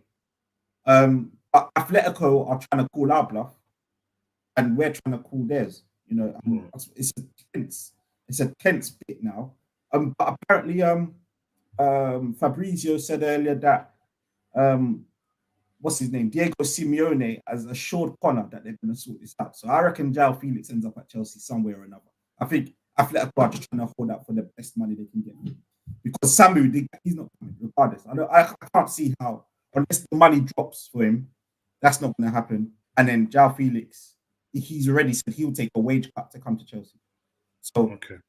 So that's what's going on with Connor. Connor's not being mistreated by us. In fact, he could have. What Chelsea is saying is, if Atletico want to sort this, they can sign a piece of paper and do the deal without the player swap. They could do their bit, and they could have Connor right now if they sign the paper. So it's not Chelsea. Connor signed his bit. That deal could still go through even if no deal's done with a player for Chelsea and Atletico coming the other way, because it's set up as two separate deals. It's Atletico not signing their bit because they need money from this to finance other things. Right. So, yeah, it's a poker game, Norbs. It's a poker game, and I think that whole dramatic fly back Connor was Chelsea kind of saying, "Well, we've got the cards. We hold the cards here. You've got a play that you've put on your social media. They've got Connor on their Twitter page walking around the stadium already. They have to sign him." Right. You know what I mean? So the expectation is for the deal to go through. I reckon it goes through, or it does look like it's more egg on their face, pie on their face than it is ours. Okay. You know, not getting over the line, isn't it? Yeah. We've done all our bit. They can't expect us to take a player that you failed to tell us about a medical history about on the same terms of which we agreed. We assumed everything was well, and that's why we do medicals at the end of the day, is to find these things. And that's where I think player swaps are always so technical. Anyway, such a risk doing a player swap part of any deal. So I reckon it ends up going through, whether it takes right to the end of the window. I reckon it'll be later this week. I think because it's not good for any club. It's PR hanging over them now. Yeah. It might mean things will be tense in the future between the clubs. Yeah. I'm not sure what Atletico expect. You know what I mean? And they've obviously signed Alvarez on the basis that they're going to get money from this sale. So, and then they still got to spend money on Connor. So it's looking like they've overspent without this deal going through. I think they'll end up taking a lower amount, maybe in the 40 region, 45 region. So you're calling you're calling each other's bluff kind of thing. So hey, I like it. Which one shows they can't? Chelsea's actually, standing up to them. And then about the 50 players we've got. Yeah. Madden. I mean, listen, Kofi, as he said, he said, "Please, sir, can I have some more, please?" and we're not done. But look, I won't spend long on this. Look, we probably got about 45 to 50 players hanging around. We've already sent about 7 on loan already. We've got maybe 1 more international place, and everyone else that goes on loan has to be in England because you can only send a certain amount away. Yeah. Now Chelsea are doing something that is not been done before, and that's why everyone's going, "What are you doing? Who's that now you've signed?" I'm gonna ask the question. I think Ez is gonna touch on it. I think it's something to do with TB. Yeah. Anybody had TB? Anybody had TB? You know what TB is? The horizon. God, I'm intrigued to what these are. You know, these looking and thinking, what are you on about? TB? No, you completely lost me there. Yeah, mate. yeah. Okay, would you like to reveal why you're stockpiling? I reckon there's a transfer ban coming, and men are just saying, buy up the place. Should be more than that. But the transfer ban that's coming isn't anything to do with Oli. It's Roman days. It's Oli. For me, you can't do that. You can't go back to. Well, this is what's nuts. This is what's happened. Oli and his accountants have come in. Yeah. Keeping in mind, the sale has been approved by the Premier League. Yeah, the Premier League has looked at it was almost forced. And yes, it was. Government involved everything, right? Yeah. Now, banks, accountants, everyone said green light, good. Oli's boys have come in and gone, wait a minute, back in 2017. I know, and they actually admitted, they said, they looked at the books and said, look, there's some little dodgy things going on. There was a few things there that we didn't see, you didn't see, but we're showing you because we don't want this to come up later and you believe that we've tried a fast one. You missed it too. You missed it too. And they went to UEFA and done the same thing. And UEFA said, you know what, well done, Chelsea. Here's 10 million ban. I think it was about 10 million we had to pay him. Well and that's for the fact that you've not let us have to pull you up on this. Let's call bygones be done and keep this relationship going forward. Now on the Premier League, it's kind of like, whoa, we missed this too. So even if we do want to punish you, we have to keep in mind that we missed this. Yeah, have to punish themselves, isn't it? And so I think there will be something because they've got to set a precedent. It's like still some wrongdoing, but it's under the ownership from before. So I think it will be a lenient one. So Kofi saying it should be more. I agree, Kofi. But at the same time, they've also got to go, whoa, well, some of it's my fault. You know, it's a bit like leaving sharp things out in your room and you've got toddlers in the room. You know, yes, they shouldn't be fussing with it, but you left it out there. So the punishment can't be the same as if they go on fast up. Yeah, it's not a fast one, is it? And, Ed, I wanted to ask you about Lavia. Does he stay? Or does he go out on loan? He stays? Yeah, he's played every game pre-season. And I think Maresca's almost said, Enzo, this man's played at his skin pre-season. You're gonna fight with him over that centre mid place.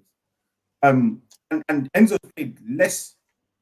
Yeah, I know he played in the Copa America, but Enzo Lavia is actually looking sharp as well. He's got looking good numbers as well this preseason. In fact, I'll say he's my top 3 players. I've watched every single match. He's my top 3 players this preseason. Well. So what if Lavia has another season where he doesn't get much game time? Well, no. There's a difference. He was injured last season, so I reckon if he was available, he would have played. Oh yeah, but he wasn't available. Yeah, but then you've got Lavia, you've got Caicedo, you've got Enzo. You can't play all 3 of them. So who would you play as? We've got 70 games to play this season. Because but who would you start as out of those 3 together? Well, I've got one of these managers that thinks he's and does all this inverting fullback and I saw Caicedo playing right back against Inter Milan. Is it? Wow. So I think also the manager's telling Reece James that listen, if you can't stay fit, I've got a solution. He's injured again, isn't he? And the thing is, but the thing about it, Caicedo has played. He's done that at Brighton, didn't he? He did that at Brighton, and I remember he did that with us when and we played them at Emirates. Yeah, he did it well. He did it well. But he does all this on the ball, he's a centre mid. Off the ball, he's a right back, and all of that. Yeah. So I've seen all different variations. I've seen Malo Gusto play centre midfield. Yeah, I saw that as well. And he done well. He done well against Real Madrid. I actually rate him. I rate him as Gusto. Good player. Yeah, he's a good player. Yeah. But that's where I start to believe somebody's nobody turn into somebody's. But it's all good that you got all these players that can do all of this thing. But I think you need going into the season now because your preseason hasn't been the best. You know, I expected that, Norms. Yeah, and I hear that. But I'm saying going into especially your first game at home to Man City, massive game. Big game. And a lot of people. The bad thing about it, and a lot of people have been predicting that Man City are going to wipe the floor with you. They're going to win the game. But I just think Chelsea, always seem to turn up for these big games, and I don't think it's just going to be a walk in the park for Man City. And with Man City missing a couple of their players like Rodri and another one just on the press, Oscar Bob broke his leg apparently in training. What? Yeah, fractured his leg in training, and he's been cooking this preseason. He's been cooking this preseason. He just came up now, Norms. Wow. About 10 minutes ago. So there's a problem there for Man City, because now are they gonna, you know, with the money that they got from the Alvarez deal, they're gonna have to go in and do something, or Pep will work his magic and do something. He was cooking us, Norm. In that last Wembley game, he was absolutely cooking us, mate. I said, Ascot Bob is a bad man. Fractured his leg. I'm like, that's a training as well. That's the worst. Training incident. They said training incident. That's a bit of a setback there. And the thing about it, you know, as I said, it's you know, for Man City, it's a tough game for Man City. Going away to Chelsea.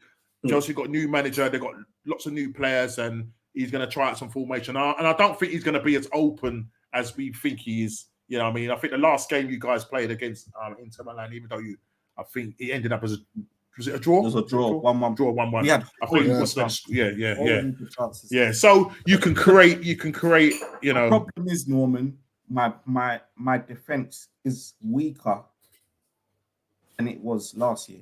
We lost Thiago Silva and replaced him with Tosin from Fulham. Now, unless we do something in the last days, and even if we do something, whoever that player is doesn't get pre-season. Yeah. And I would rather a top centre half come in than Osherman. I would actually rather. That's a big call. Even though a lot of people are saying that you need that gunman up front, just like Arsenal, we need that gunman up front. And I know Osherman is holding out in terms of he doesn't want a loan deal. He wants to come. He wants to come to Chelsea.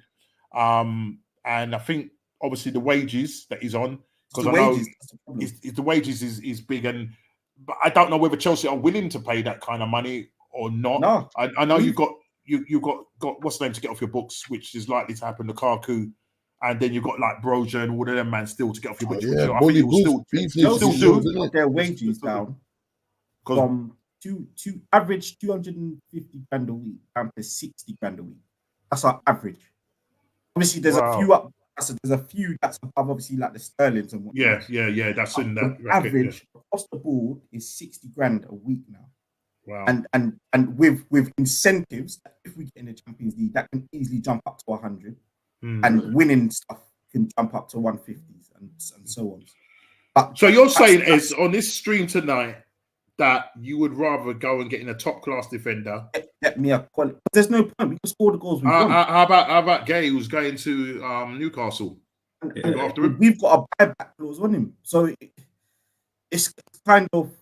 It would be silly not to have a look at that. Wow. How much he going for, Norms? What, Gay? Yeah. 65 to 70 million. But Ez is saying that Chelsea got a buyback clause on him. Oh, because we sold him to Palace, didn't we? So yeah. For me, that's a good shout, that is, isn't it? Look. Let me tell you, Colwell overrated, rubbish. He thinks he's Jude Bellingham in defence. He's not. Why you get rid of? Why do you keep Chalobah? He's okay, isn't he? I'm not bantering you. I'm being serious. Yeah. My best centre back. He's Every time he's played, he's done well for you guys. Fofana hasn't kicked the ball in 18 months. I don't trust him. Sassy is a disaster. Badiashile, the Premier League doesn't suit him. He needs to go to Italy or where it's a bit slower pace. Colwell has good moments, nowhere good enough to lead a back line in a team that's challenging for anything. So that's 4 centre backs I've ruled out. Tosin's coming from Fulham, should be no more than a backup option. Yeah. And who does that leave me with? Chalobah's literally my best centre back. So looking at that, you see where you need to really fix, because I think your midfield is, sorted, no problem there, and I think the attack that you've got, I think you can go. But I know people are saying, because with Cole Palmer, if you want, he can play as that false niner down the middle. Listen, the man's got a 40 GA last season. Like I said, I've just brought in Neto as well. Oh yes, So, I forgot about that Neto. Yeah, yeah. Bringing Neto in Kunku or Palmer, Jackson can afford to have an off couple of games. Of course he can. Yeah. I think the only thing with Neto is that, and I think when Arsenal was linked with him, I think the way fans were talking about it is that if we did bring in Neto, he wouldn't be playing the amount of games that he will possibly be playing for. Oh, that's right. For Chelsea, because obviously, you know, he does obviously suffer with injury and hamstring, you know what I mean, and that. So I again, will it be like a rotation thing that you do with him? I think so, because we still got Sterling, we still got and Noni Madueke, and unfortunately, Jeddah, I say I've got Mudryk still, and we might bring in João Felix, which is another one that can play anywhere. Anyway, yeah, that's right, yeah, across the front, yeah. You do it with a joke of a player, and then obviously you might have Osimhen as well. So for me, attack. Yeah, that's now. If you can get me Osimhen, cool, at a reasonable deal, great. That's a striker for the next 5, 6, 7 years, no problem. But you can't do all of that, and we're scoring goals, and when we're leaking goals, because you look at, we never lost the City last season in the Prem. No, I know. Yeah. We scored 4 past them in one of them games, and it's that scoring goals. That game was mad. Yeah, that was a mad game. Yeah, that was a good game. That was mad. Apart from the game against Man United, where it was last minutes, 4-3. D, I tell you, tragic, boy. Is your TV okay? Is your TV? Yeah. I didn't kick in the TV, man. No, I'm not back to watching it on the 32-inch. You know the ones.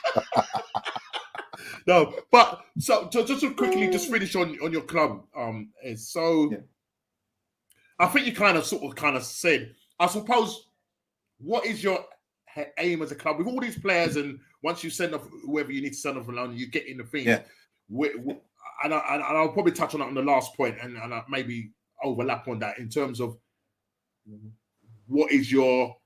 I asked you on the chat last night if you had a short-term, medium-term. I think you said you had more of a medium-term, long-term plan.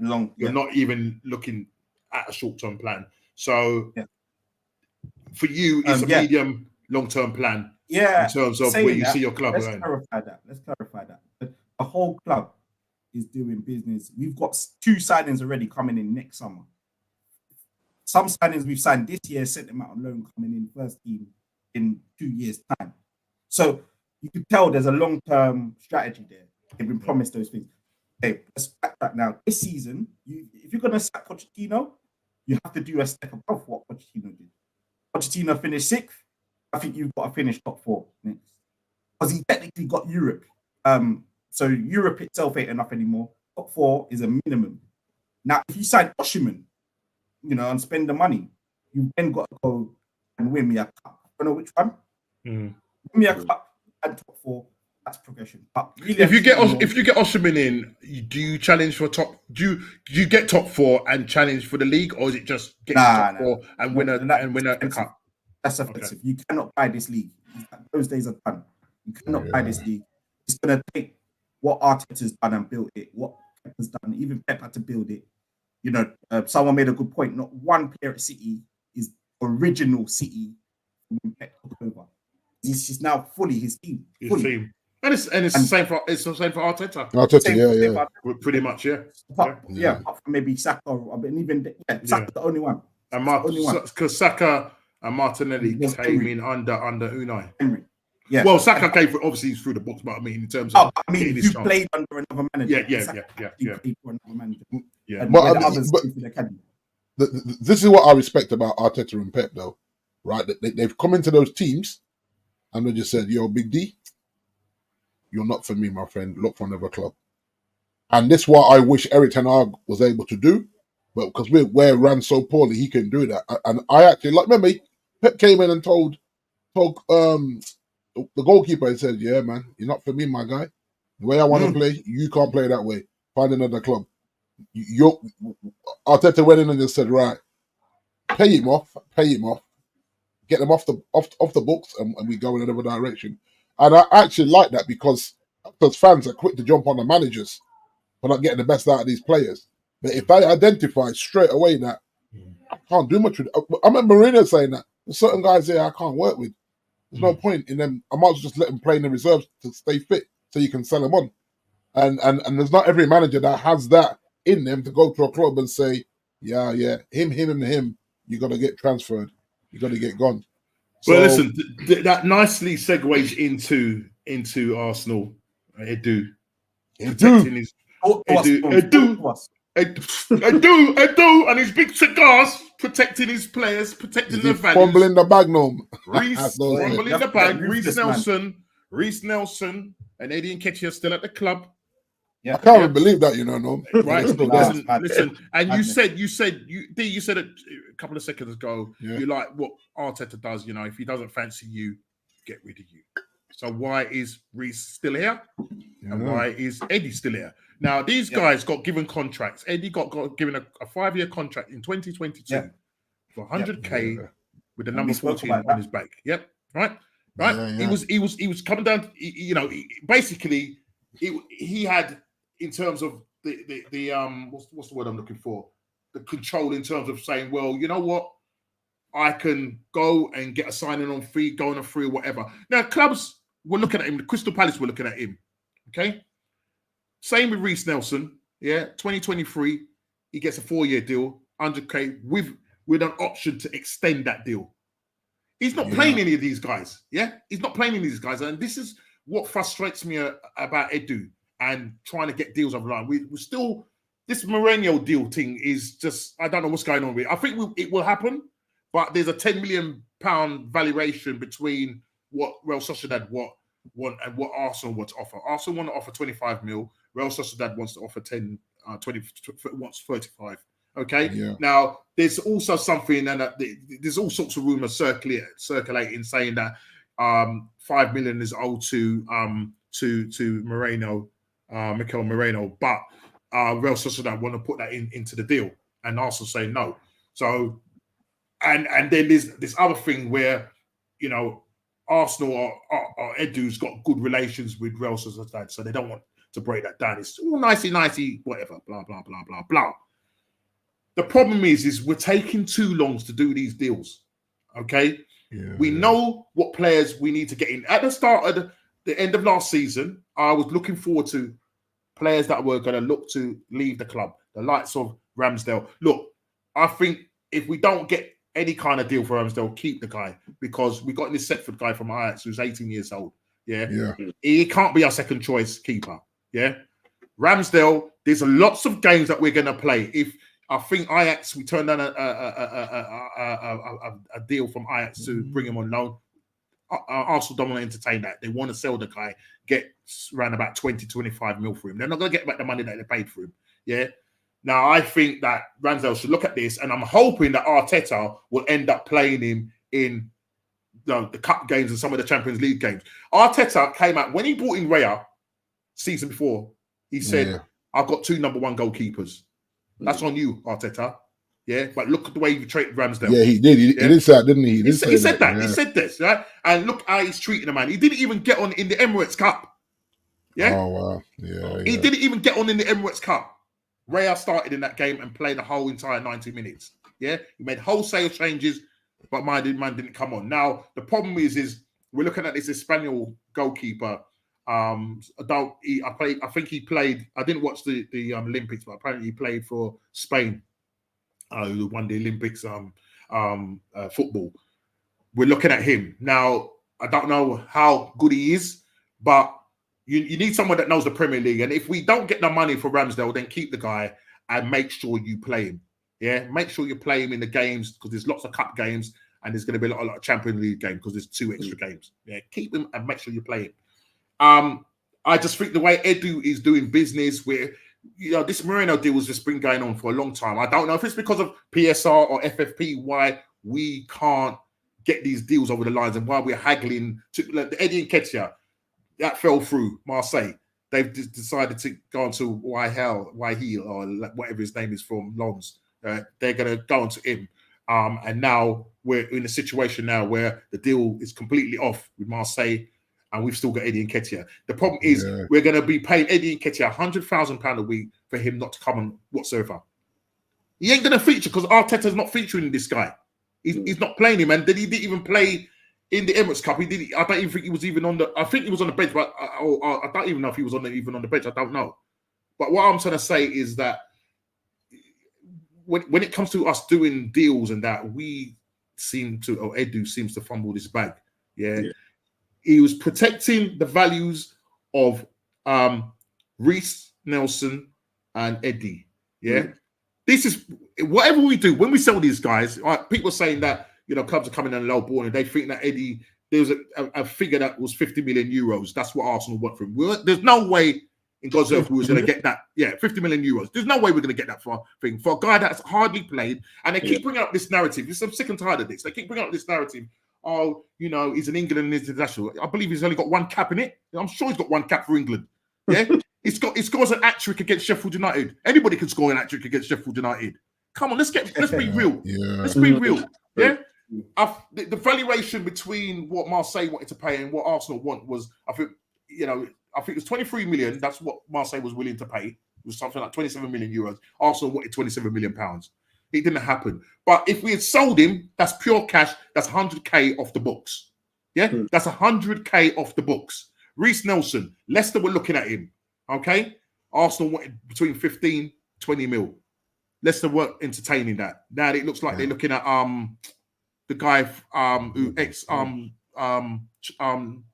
ex Crystal Palace player who went to Fenerbahce.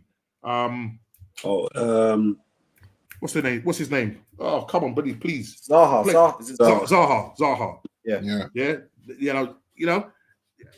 So Reece could. I don't know what's going to happen. We may end up getting these guys gone towards the end. I don't know if these deals are holding up the Mourinho situation. I don't know if these deals are holding up the fact that we can't go out and buy. What I sent in the group chat a while ago, which you wouldn't have seen it, is you got Partey on 200 grand, Reece Nelson on 100, Nketiah on 100, Kieran Kearney on 110, Ramsdale on 120. That's he's on more money. He's on more money than Edison. Man. He's on more money than Edison, and Edison has won a 4p. That's wow. Sorry for shouting down the mic. Sorry. Million. That's wild, million in wages a year. It's waste. It's waste. Million a year in wages, and these are your Deadwood players. These are the players. Exactly, because you look at the bench, and we ain't fixing the bench. We have not fixed the bench. No. So if we go into the season with the same players, Calafiori and Rayo, which we knew was gonna buy with the option to buy, we ended up triggering that option and buying. It's two players we've got. Well, I'm just saying Calafiori as a one signing. Moreno, that will probably happen, but the longer we're leaving it, and I would say we're a couple of days away from the Premier League starting and that, and you want these players like last season when you got in Rice and all of these, they bedded into the preseason. You would like that to happen. We know it's not always going to be the case. Now it could be the fact that we wouldn't have wasted 65 million pounds on Kai Havertz. Yes, he's come good now and whatnot. Yeah, but at the time when Arteta bought him, he didn't know where to play him. He was playing him as a midfield player. No, he's not a midfield player. He's not a striker. He's you know what I mean. He's one of those guys that can play. I know for Chelsea, I think he played as a false 9. He played as a 10. Yeah, but he's not an out-and-out striker. He's not an instinctive striker. Same with Jesus. He's not an instinctive striker. And people will turn around and say, Arsenal scored the second most amount of goals and beat their their record of when we went 49 games unbeaten. Yeah. I want somebody that's going to be able to turn up in games and finish. I watched the Emirates Cup. Yeah, key games. I watched the Emirates Cup. Yeah, well, okay, we scored 2 set pieces, and we scored, I think, the most goals from set pieces last season. 20 goals from set pieces. But you need an out-and-out striker.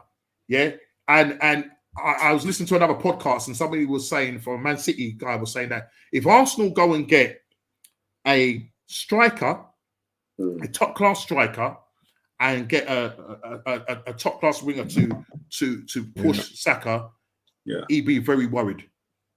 Why in Arsenal? Why are we not doing this? I'm hearing that the talk is that he's because my man had a purple patch towards the end of the season, scoring 14 goals, he's going to be looking at Kai Havertz and being that main one. And Kai Havertz, even himself, come out and said that he sees himself playing as a false nine. Listen, he scored 14 goals and 7 assists and 21 GA. But you need a clinical striker. We need depth. Yeah? Don't be frightened for him. Because you spent 65 million for him to sit on the bench, rotate the side. There's lots of games that we're going to be playing. Jesus now is coming off the bench. If you notice now, he's not starting, he's coming off the bench. He prefers Kai Havertz up front. Yeah. So I'm saying, but okay. The problem is, how many proper number 9s are there out there? Gyökeres, Osimhen, Ivan Toney. It's free. Yeah, true. Ivan Toney, and I don't understand why nobody's going for Ivan Toney. That's a mystery. Now, people are saying it's his attitude. I don't know, because even Spurs, you know, because he was linked with Spurs heavily, they ended up going for Dominic Solanke for 65 mil. Guy scored 19 goals, top goal scorer for Bournemouth. Yeah, he may end up scoring more goals for Bournemouth. We discussed this last for Tottenham. We don't know, but go for a striker. Is it that Arsenal have got no money? I don't know, because nobody's coming out and saying anything. So I don't know whether we've got money or not. I really don't know. It's just baffling right now. And Edu needs to get these deals over the line. Yeah, we're taking far too long. In the meantime, you've got West Ham, who's bought 8 players. In the meantime, we've been still negotiating with Mourinho. Yeah, we've bought 6 California. West Ham have got 8 players in. You know what I mean? And you know they're building a side. They're not. You know, they'll probably end up finishing if everything goes to plan. You know, I was talking to the West Ham supporter, and he was saying that he's probably looking at maybe fight for a Europa League place and win some sort of cup. We'll see what happens. But West Ham, at least they're doing something. They've got a new manager. You know, they're not going to be playing Moisey ball. You understand? With that team, they're so lucky with getting players. It's like when they ended up getting that Dortmund, they got the Dortmund. Is it the striker from Dortmund? It is. You know what I mean? So they're building. They're building. But Arsenal, I don't know. My expectation was, this is my thing. My expectation was towards the end of last season, was once everything, we find out that we come second, we go again FC. Brilliant. Yeah. Fair enough. That's what we want. I was thinking, right, because I think it's more about player sales. I think we needed to sell before we could buy. And this is the situation we're at the moment. That's why, 17 days to go. I'm distracted. The missus is calling me off now. All right. Listen. But before you go, don't forget, guys, and we'll finish this conversation when you go. Just to say, don't forget to put in your Premier League prediction. It starts. No more this chilies. The last year. Yeah, this is the last year that Ez will be eating chilies 2 years on the bounce. Yeah, so I don't know how he's going to go about this, picking his team, whether he's going to keep going with Chelsea every week or what. I don't know. We'll see what happens. But I think maybe for the first week we go with our predictions for our teams. For our teams. That's cool. And then we'll see where we go with that. So hopefully, I'll put that in the chat and see how we go with that. But yes, the Premier League weekend is on us. Ez has got to dash out. The wife is giving him the side eye. Big up to Charnel, big Arsenal supporter. Love you much. Ez. Yeah, Charnel. Big up yourself. Yes. We're coming down. Take care, brother. Take care. Bless up. Big up everyone, yeah. So let's just quickly finish this. So that's just the frustration is for me. Yeah. And me personally, and I'm gonna kind of overlap this. I'm going to overlap this and these in there straight away with 2-1 Man United. If we go over the home team, we'll see what we'll see. We're at home now. If we lose this at home, then Liverpool away to Ipswich, so that's going to be an interesting game. 12:30 kickoff again. Do Tottenham go away? Do Tottenham go away to or do Tottenham play at home? I can't remember what their first fixture is. They play Leicester. Tottenham play on a Monday night, didn't they? Yeah, did they go away to Leicester? Is it Leicester? I think they got Leicester. Yeah, but it's on a Monday night, isn't it? Yeah, but I can't remember. This Friday night thing still bugging me, Well, listen, we've done it as well, D. I think all of us have done it. You know what I mean? But to open the season after playing Community Shield at the weekend, that's just nonsense, mate. They're mugging him off. Now they're trying to get him fired, aren't they? They're trying to get him fired, aren't they? The Premier League trying to get him. But yeah, so for me, if we don't get those players off the line, I'm looking at the transfer window, and if I was to okay, let me. This is gonna be interesting. I should have asked Ez what does he scores his transfer window out of 10, and I'm sure he would have probably given it about an 8. Yeah. So D, I'm gonna ask you what you're scoring your transfer window so far out of 10. Yeah, I'm gonna give it an 8, and the only reason why it's not higher because there's still too many people that I want gone that are still there. Maguire, Lindelof, McSauce, but as in what he's brought in, and then obviously what he lost naturally. Yeah. I think I didn't expect. I expected 2 signings, Norm. So to get 4, even though one's injured, but to get 4 in before we kick the season off, I can't really knock it. I think Ineos have cooked really well, and could be more to come. We'll see. More to come. We'll see. Let's watch this space. So for me, we've got in Calafiori, and Moreno deal is bubbling, but don't know what's going to happen. So as we speak now, just with the Calafiori deal over the line, and yes, our defense is stacked, so I'm not too worried about our defense. I'm just worried about the midfield, and I'm worried about attack, and I'm worried about Saka being backed up. You know what I mean? Because I can see him being run into the ground. He's played a lot of football, and for me, you need to go and get somebody in that can come in and not even depth for him, but push him. You understand? So I'm giving the transfer window as it stands a 4 out of 10 because I feel that because we haven't done enough. We have not done enough, and I don't think we've done enough. Even with Man City, listen, Oscar Bob is fractured his leg. Yeah, they've got in that Savino or Savio or whatever.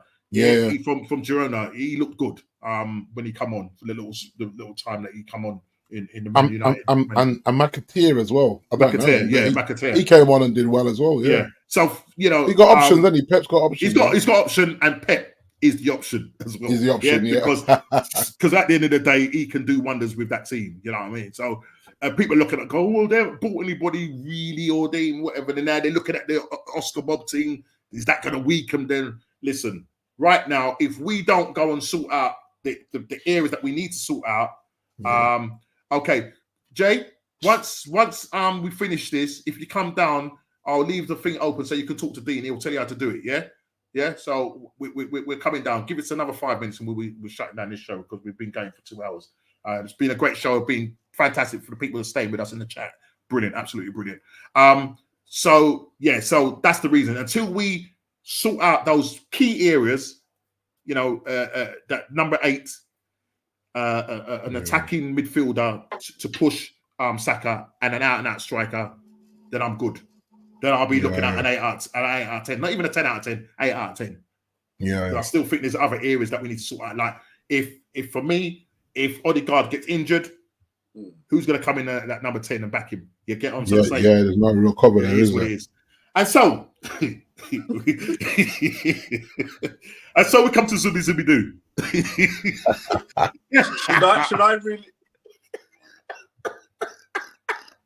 Yeah, that's it. I don't know. Is that a heart? Is that a heart, or is that I don't know? It's a big fat 0. How long are you giving a heart? No, he's giving a heart. He's just giving us the hearts, bro. He's just giving us the hearts. There's no love. It's just love. It's no love there. It's no love. It's a big fat 0, bro. For me, and you can't argue that. You can't argue that, brother. It is a big fat 0. For Liverpool standards, I've never seen a season where we haven't got a player. Yeah, ridiculous. It is ridiculous, mate. It is ridiculous. And so, look, I kind of just want to go quickly. Last thing, and it's just, look, just who do you think is going to finish in the top 4 in order, and who do you think are going to the teams that have come up? Do you think any of those will end up going straight back down, or is there going to be a surprise? When you look at all the, the Premier League teams that are currently in there now. So let me start off with the top 4, the title. Who do you think is going to get the title this season? And then name your top 4. So I'll start with Big D. Cool. I think I'm gonna have to go with City again. That really hurts me. I think I go City, Arsenal. Woo! City, Arsenal. Liverpool United. Okay. City, Arsenal, Liverpool United. I really want to go with Arsenal, but I fear what you fear, Norm. Arteta outdoing himself again. You don't trust us, you know. No, it's not even trusting. Well, I'll tell you what Arteta could do. And do himself. I'll tell you what Arteta could do. He could do some pickpocketing. Yeah. Exactly. He's starting, man. But so listen. So Chelsea miss out and Tottenham miss out. So those are your top four. Yeah. And Villa miss out because of Champions League. I think it throws them. Who goes down for you? Who are the teams that go down for you? The three that come up, I think. I know it sounds lazy, but I don't think they'll spend enough money to compete, unfortunately. Yeah, I'll probably have to agree with you. Yeah. I'm probably looking at, say, maybe Bournemouth, who is weakened now with Solanke going, yeah. So do you know that might be the only. Yeah. That maybe Ipswich might leapfrog. Yeah. Ipswich, because Kieran McKenna's got them cooking, you know. That's what I'm trying to say. So let's not be harsh on Ipswich there. Ipswich may, I think the other two won't. Ipswich may escape the drop. So Leicester, and the only reason why Leicester are probably going to be more than likely end up going back down, and that's because they've got a points deduction incoming. So crazy. So we'll see. You can't start the league like that, can you? You know, a -6 or a -8. Yeah, but we don't know yet. They won't know their fate until, and it's horrible because the same thing happened with Nottingham Forest. Same thing happened. With Everton as well. But Everton done well last season to claw back those points and get a second points deduction and still end up staying in the league. So big up to Sean Dyche. Yeah, big up to him. Man like Dyche. Kofi. Yeah, I was discussing this with my brother, and I'd said Arsenal. It has to be this time. It has to be. They probably learn from their mistakes, if they have, and I think they will go again and just get over the line. Okay. It's that season that they will I'll take it, man. I'll take it. Man City second. Yeah, second for City and Liverpool. Yeah. I think Liverpool are just kind of hovering between third and fourth. Okay. Yeah. So for now, you're going to probably put Liverpool third. Yeah. And then fourth. Fourth, I think Villa snatch it again. Okay. So Man United miss out for you. Yeah, I think Villa look a little bit more solid. Ollie Watkins could push and get golden boot. I think Haaland again will get golden boot. Well, you know Haaland does his thing, but yeah. Mo Salah in there, golden boot.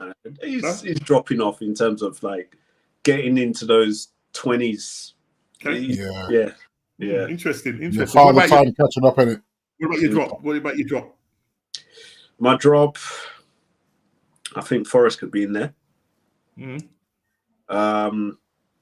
Ipswich, and it's got to be Leicester, isn't it? Because of the points deduction coming in. Yeah. Unless they do a Everton, but I can't see it happening. And I think I'm hearing anywhere between 6 to 15 points. How much long?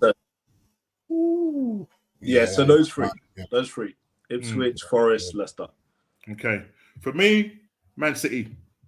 And that's purely because I don't think we've done enough in this window for me to say, I think Arsenal are going to nick it. So for me, I'm still going to have Man City up there. Arsenal second. I don't know, I've just got a funny feeling about Man United.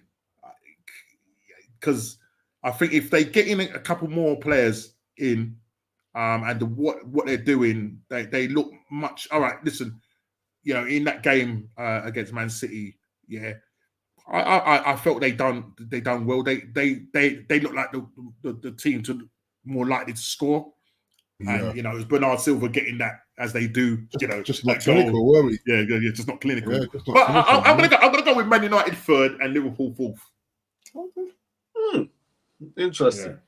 And then in terms of my Premier League, so Man City, Arsenal, Man United, Liverpool.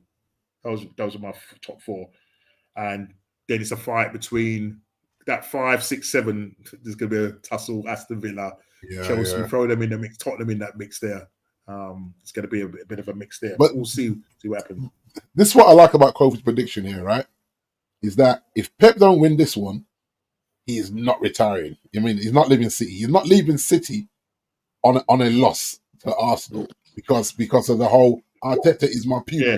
So if Arteta beats him, he stays another season. That's what I think. That's what I like about Kofi's prediction. But also there's that 115 thing that's going to be happening in November to hear the verdict in 2025. So we'll see what happens. There's a lot of things going a lot of distraction, especially during that late autumn, query or inquiry, should I say.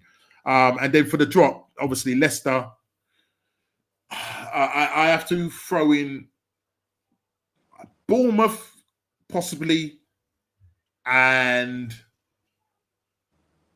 who's the other team that come up? Southampton. Southampton. I think Southampton will go back down. So Leicester, Southampton, and then it's a tussle between Bournemouth and Ipswich. Bournemouth and Ipswich. Yeah. But I think because Bournemouth have lost Solanke, but listen, Bournemouth, if you come for Eddie, you could stay up. Come get Eddie, boy. You need a striker, mate. Come get Eddie. But listen, people, the Kofi question mark, because we yet to see. Obviously, you're going to assess, as Slot was going to do, is assessing his side, and I'm sure you're going to be assessing the team through the season. So at the moment, it's Kof, and I will have a name, Kof _ LFC. But I will have a proper name next week. All right, okay, fair enough. So people in the chat, thank you so much for staying with us. Before you leave, please subscribe. The button there, just hit the subscribe button, and there's a thumbs up. You just hit the like button. Like it, please, people. Like the channel. It builds up the traction, and we go again next week. And don't forget, the Premier League season starts this weekend. Premier League Prediction League table is back. Friday night, Premier League Fantasy League is back. Yep. Yeah, Friday night kicks off. At Old Trafford. At home to Fulham. Massive game. Looking forward to it. And listen, it's going to be an exciting season, and hopefully Arsenal will get the job done and get this team and Arteta over the line. But people, please hit the like button, subscribe and share if you're new. We're out of here. Take care and God bless.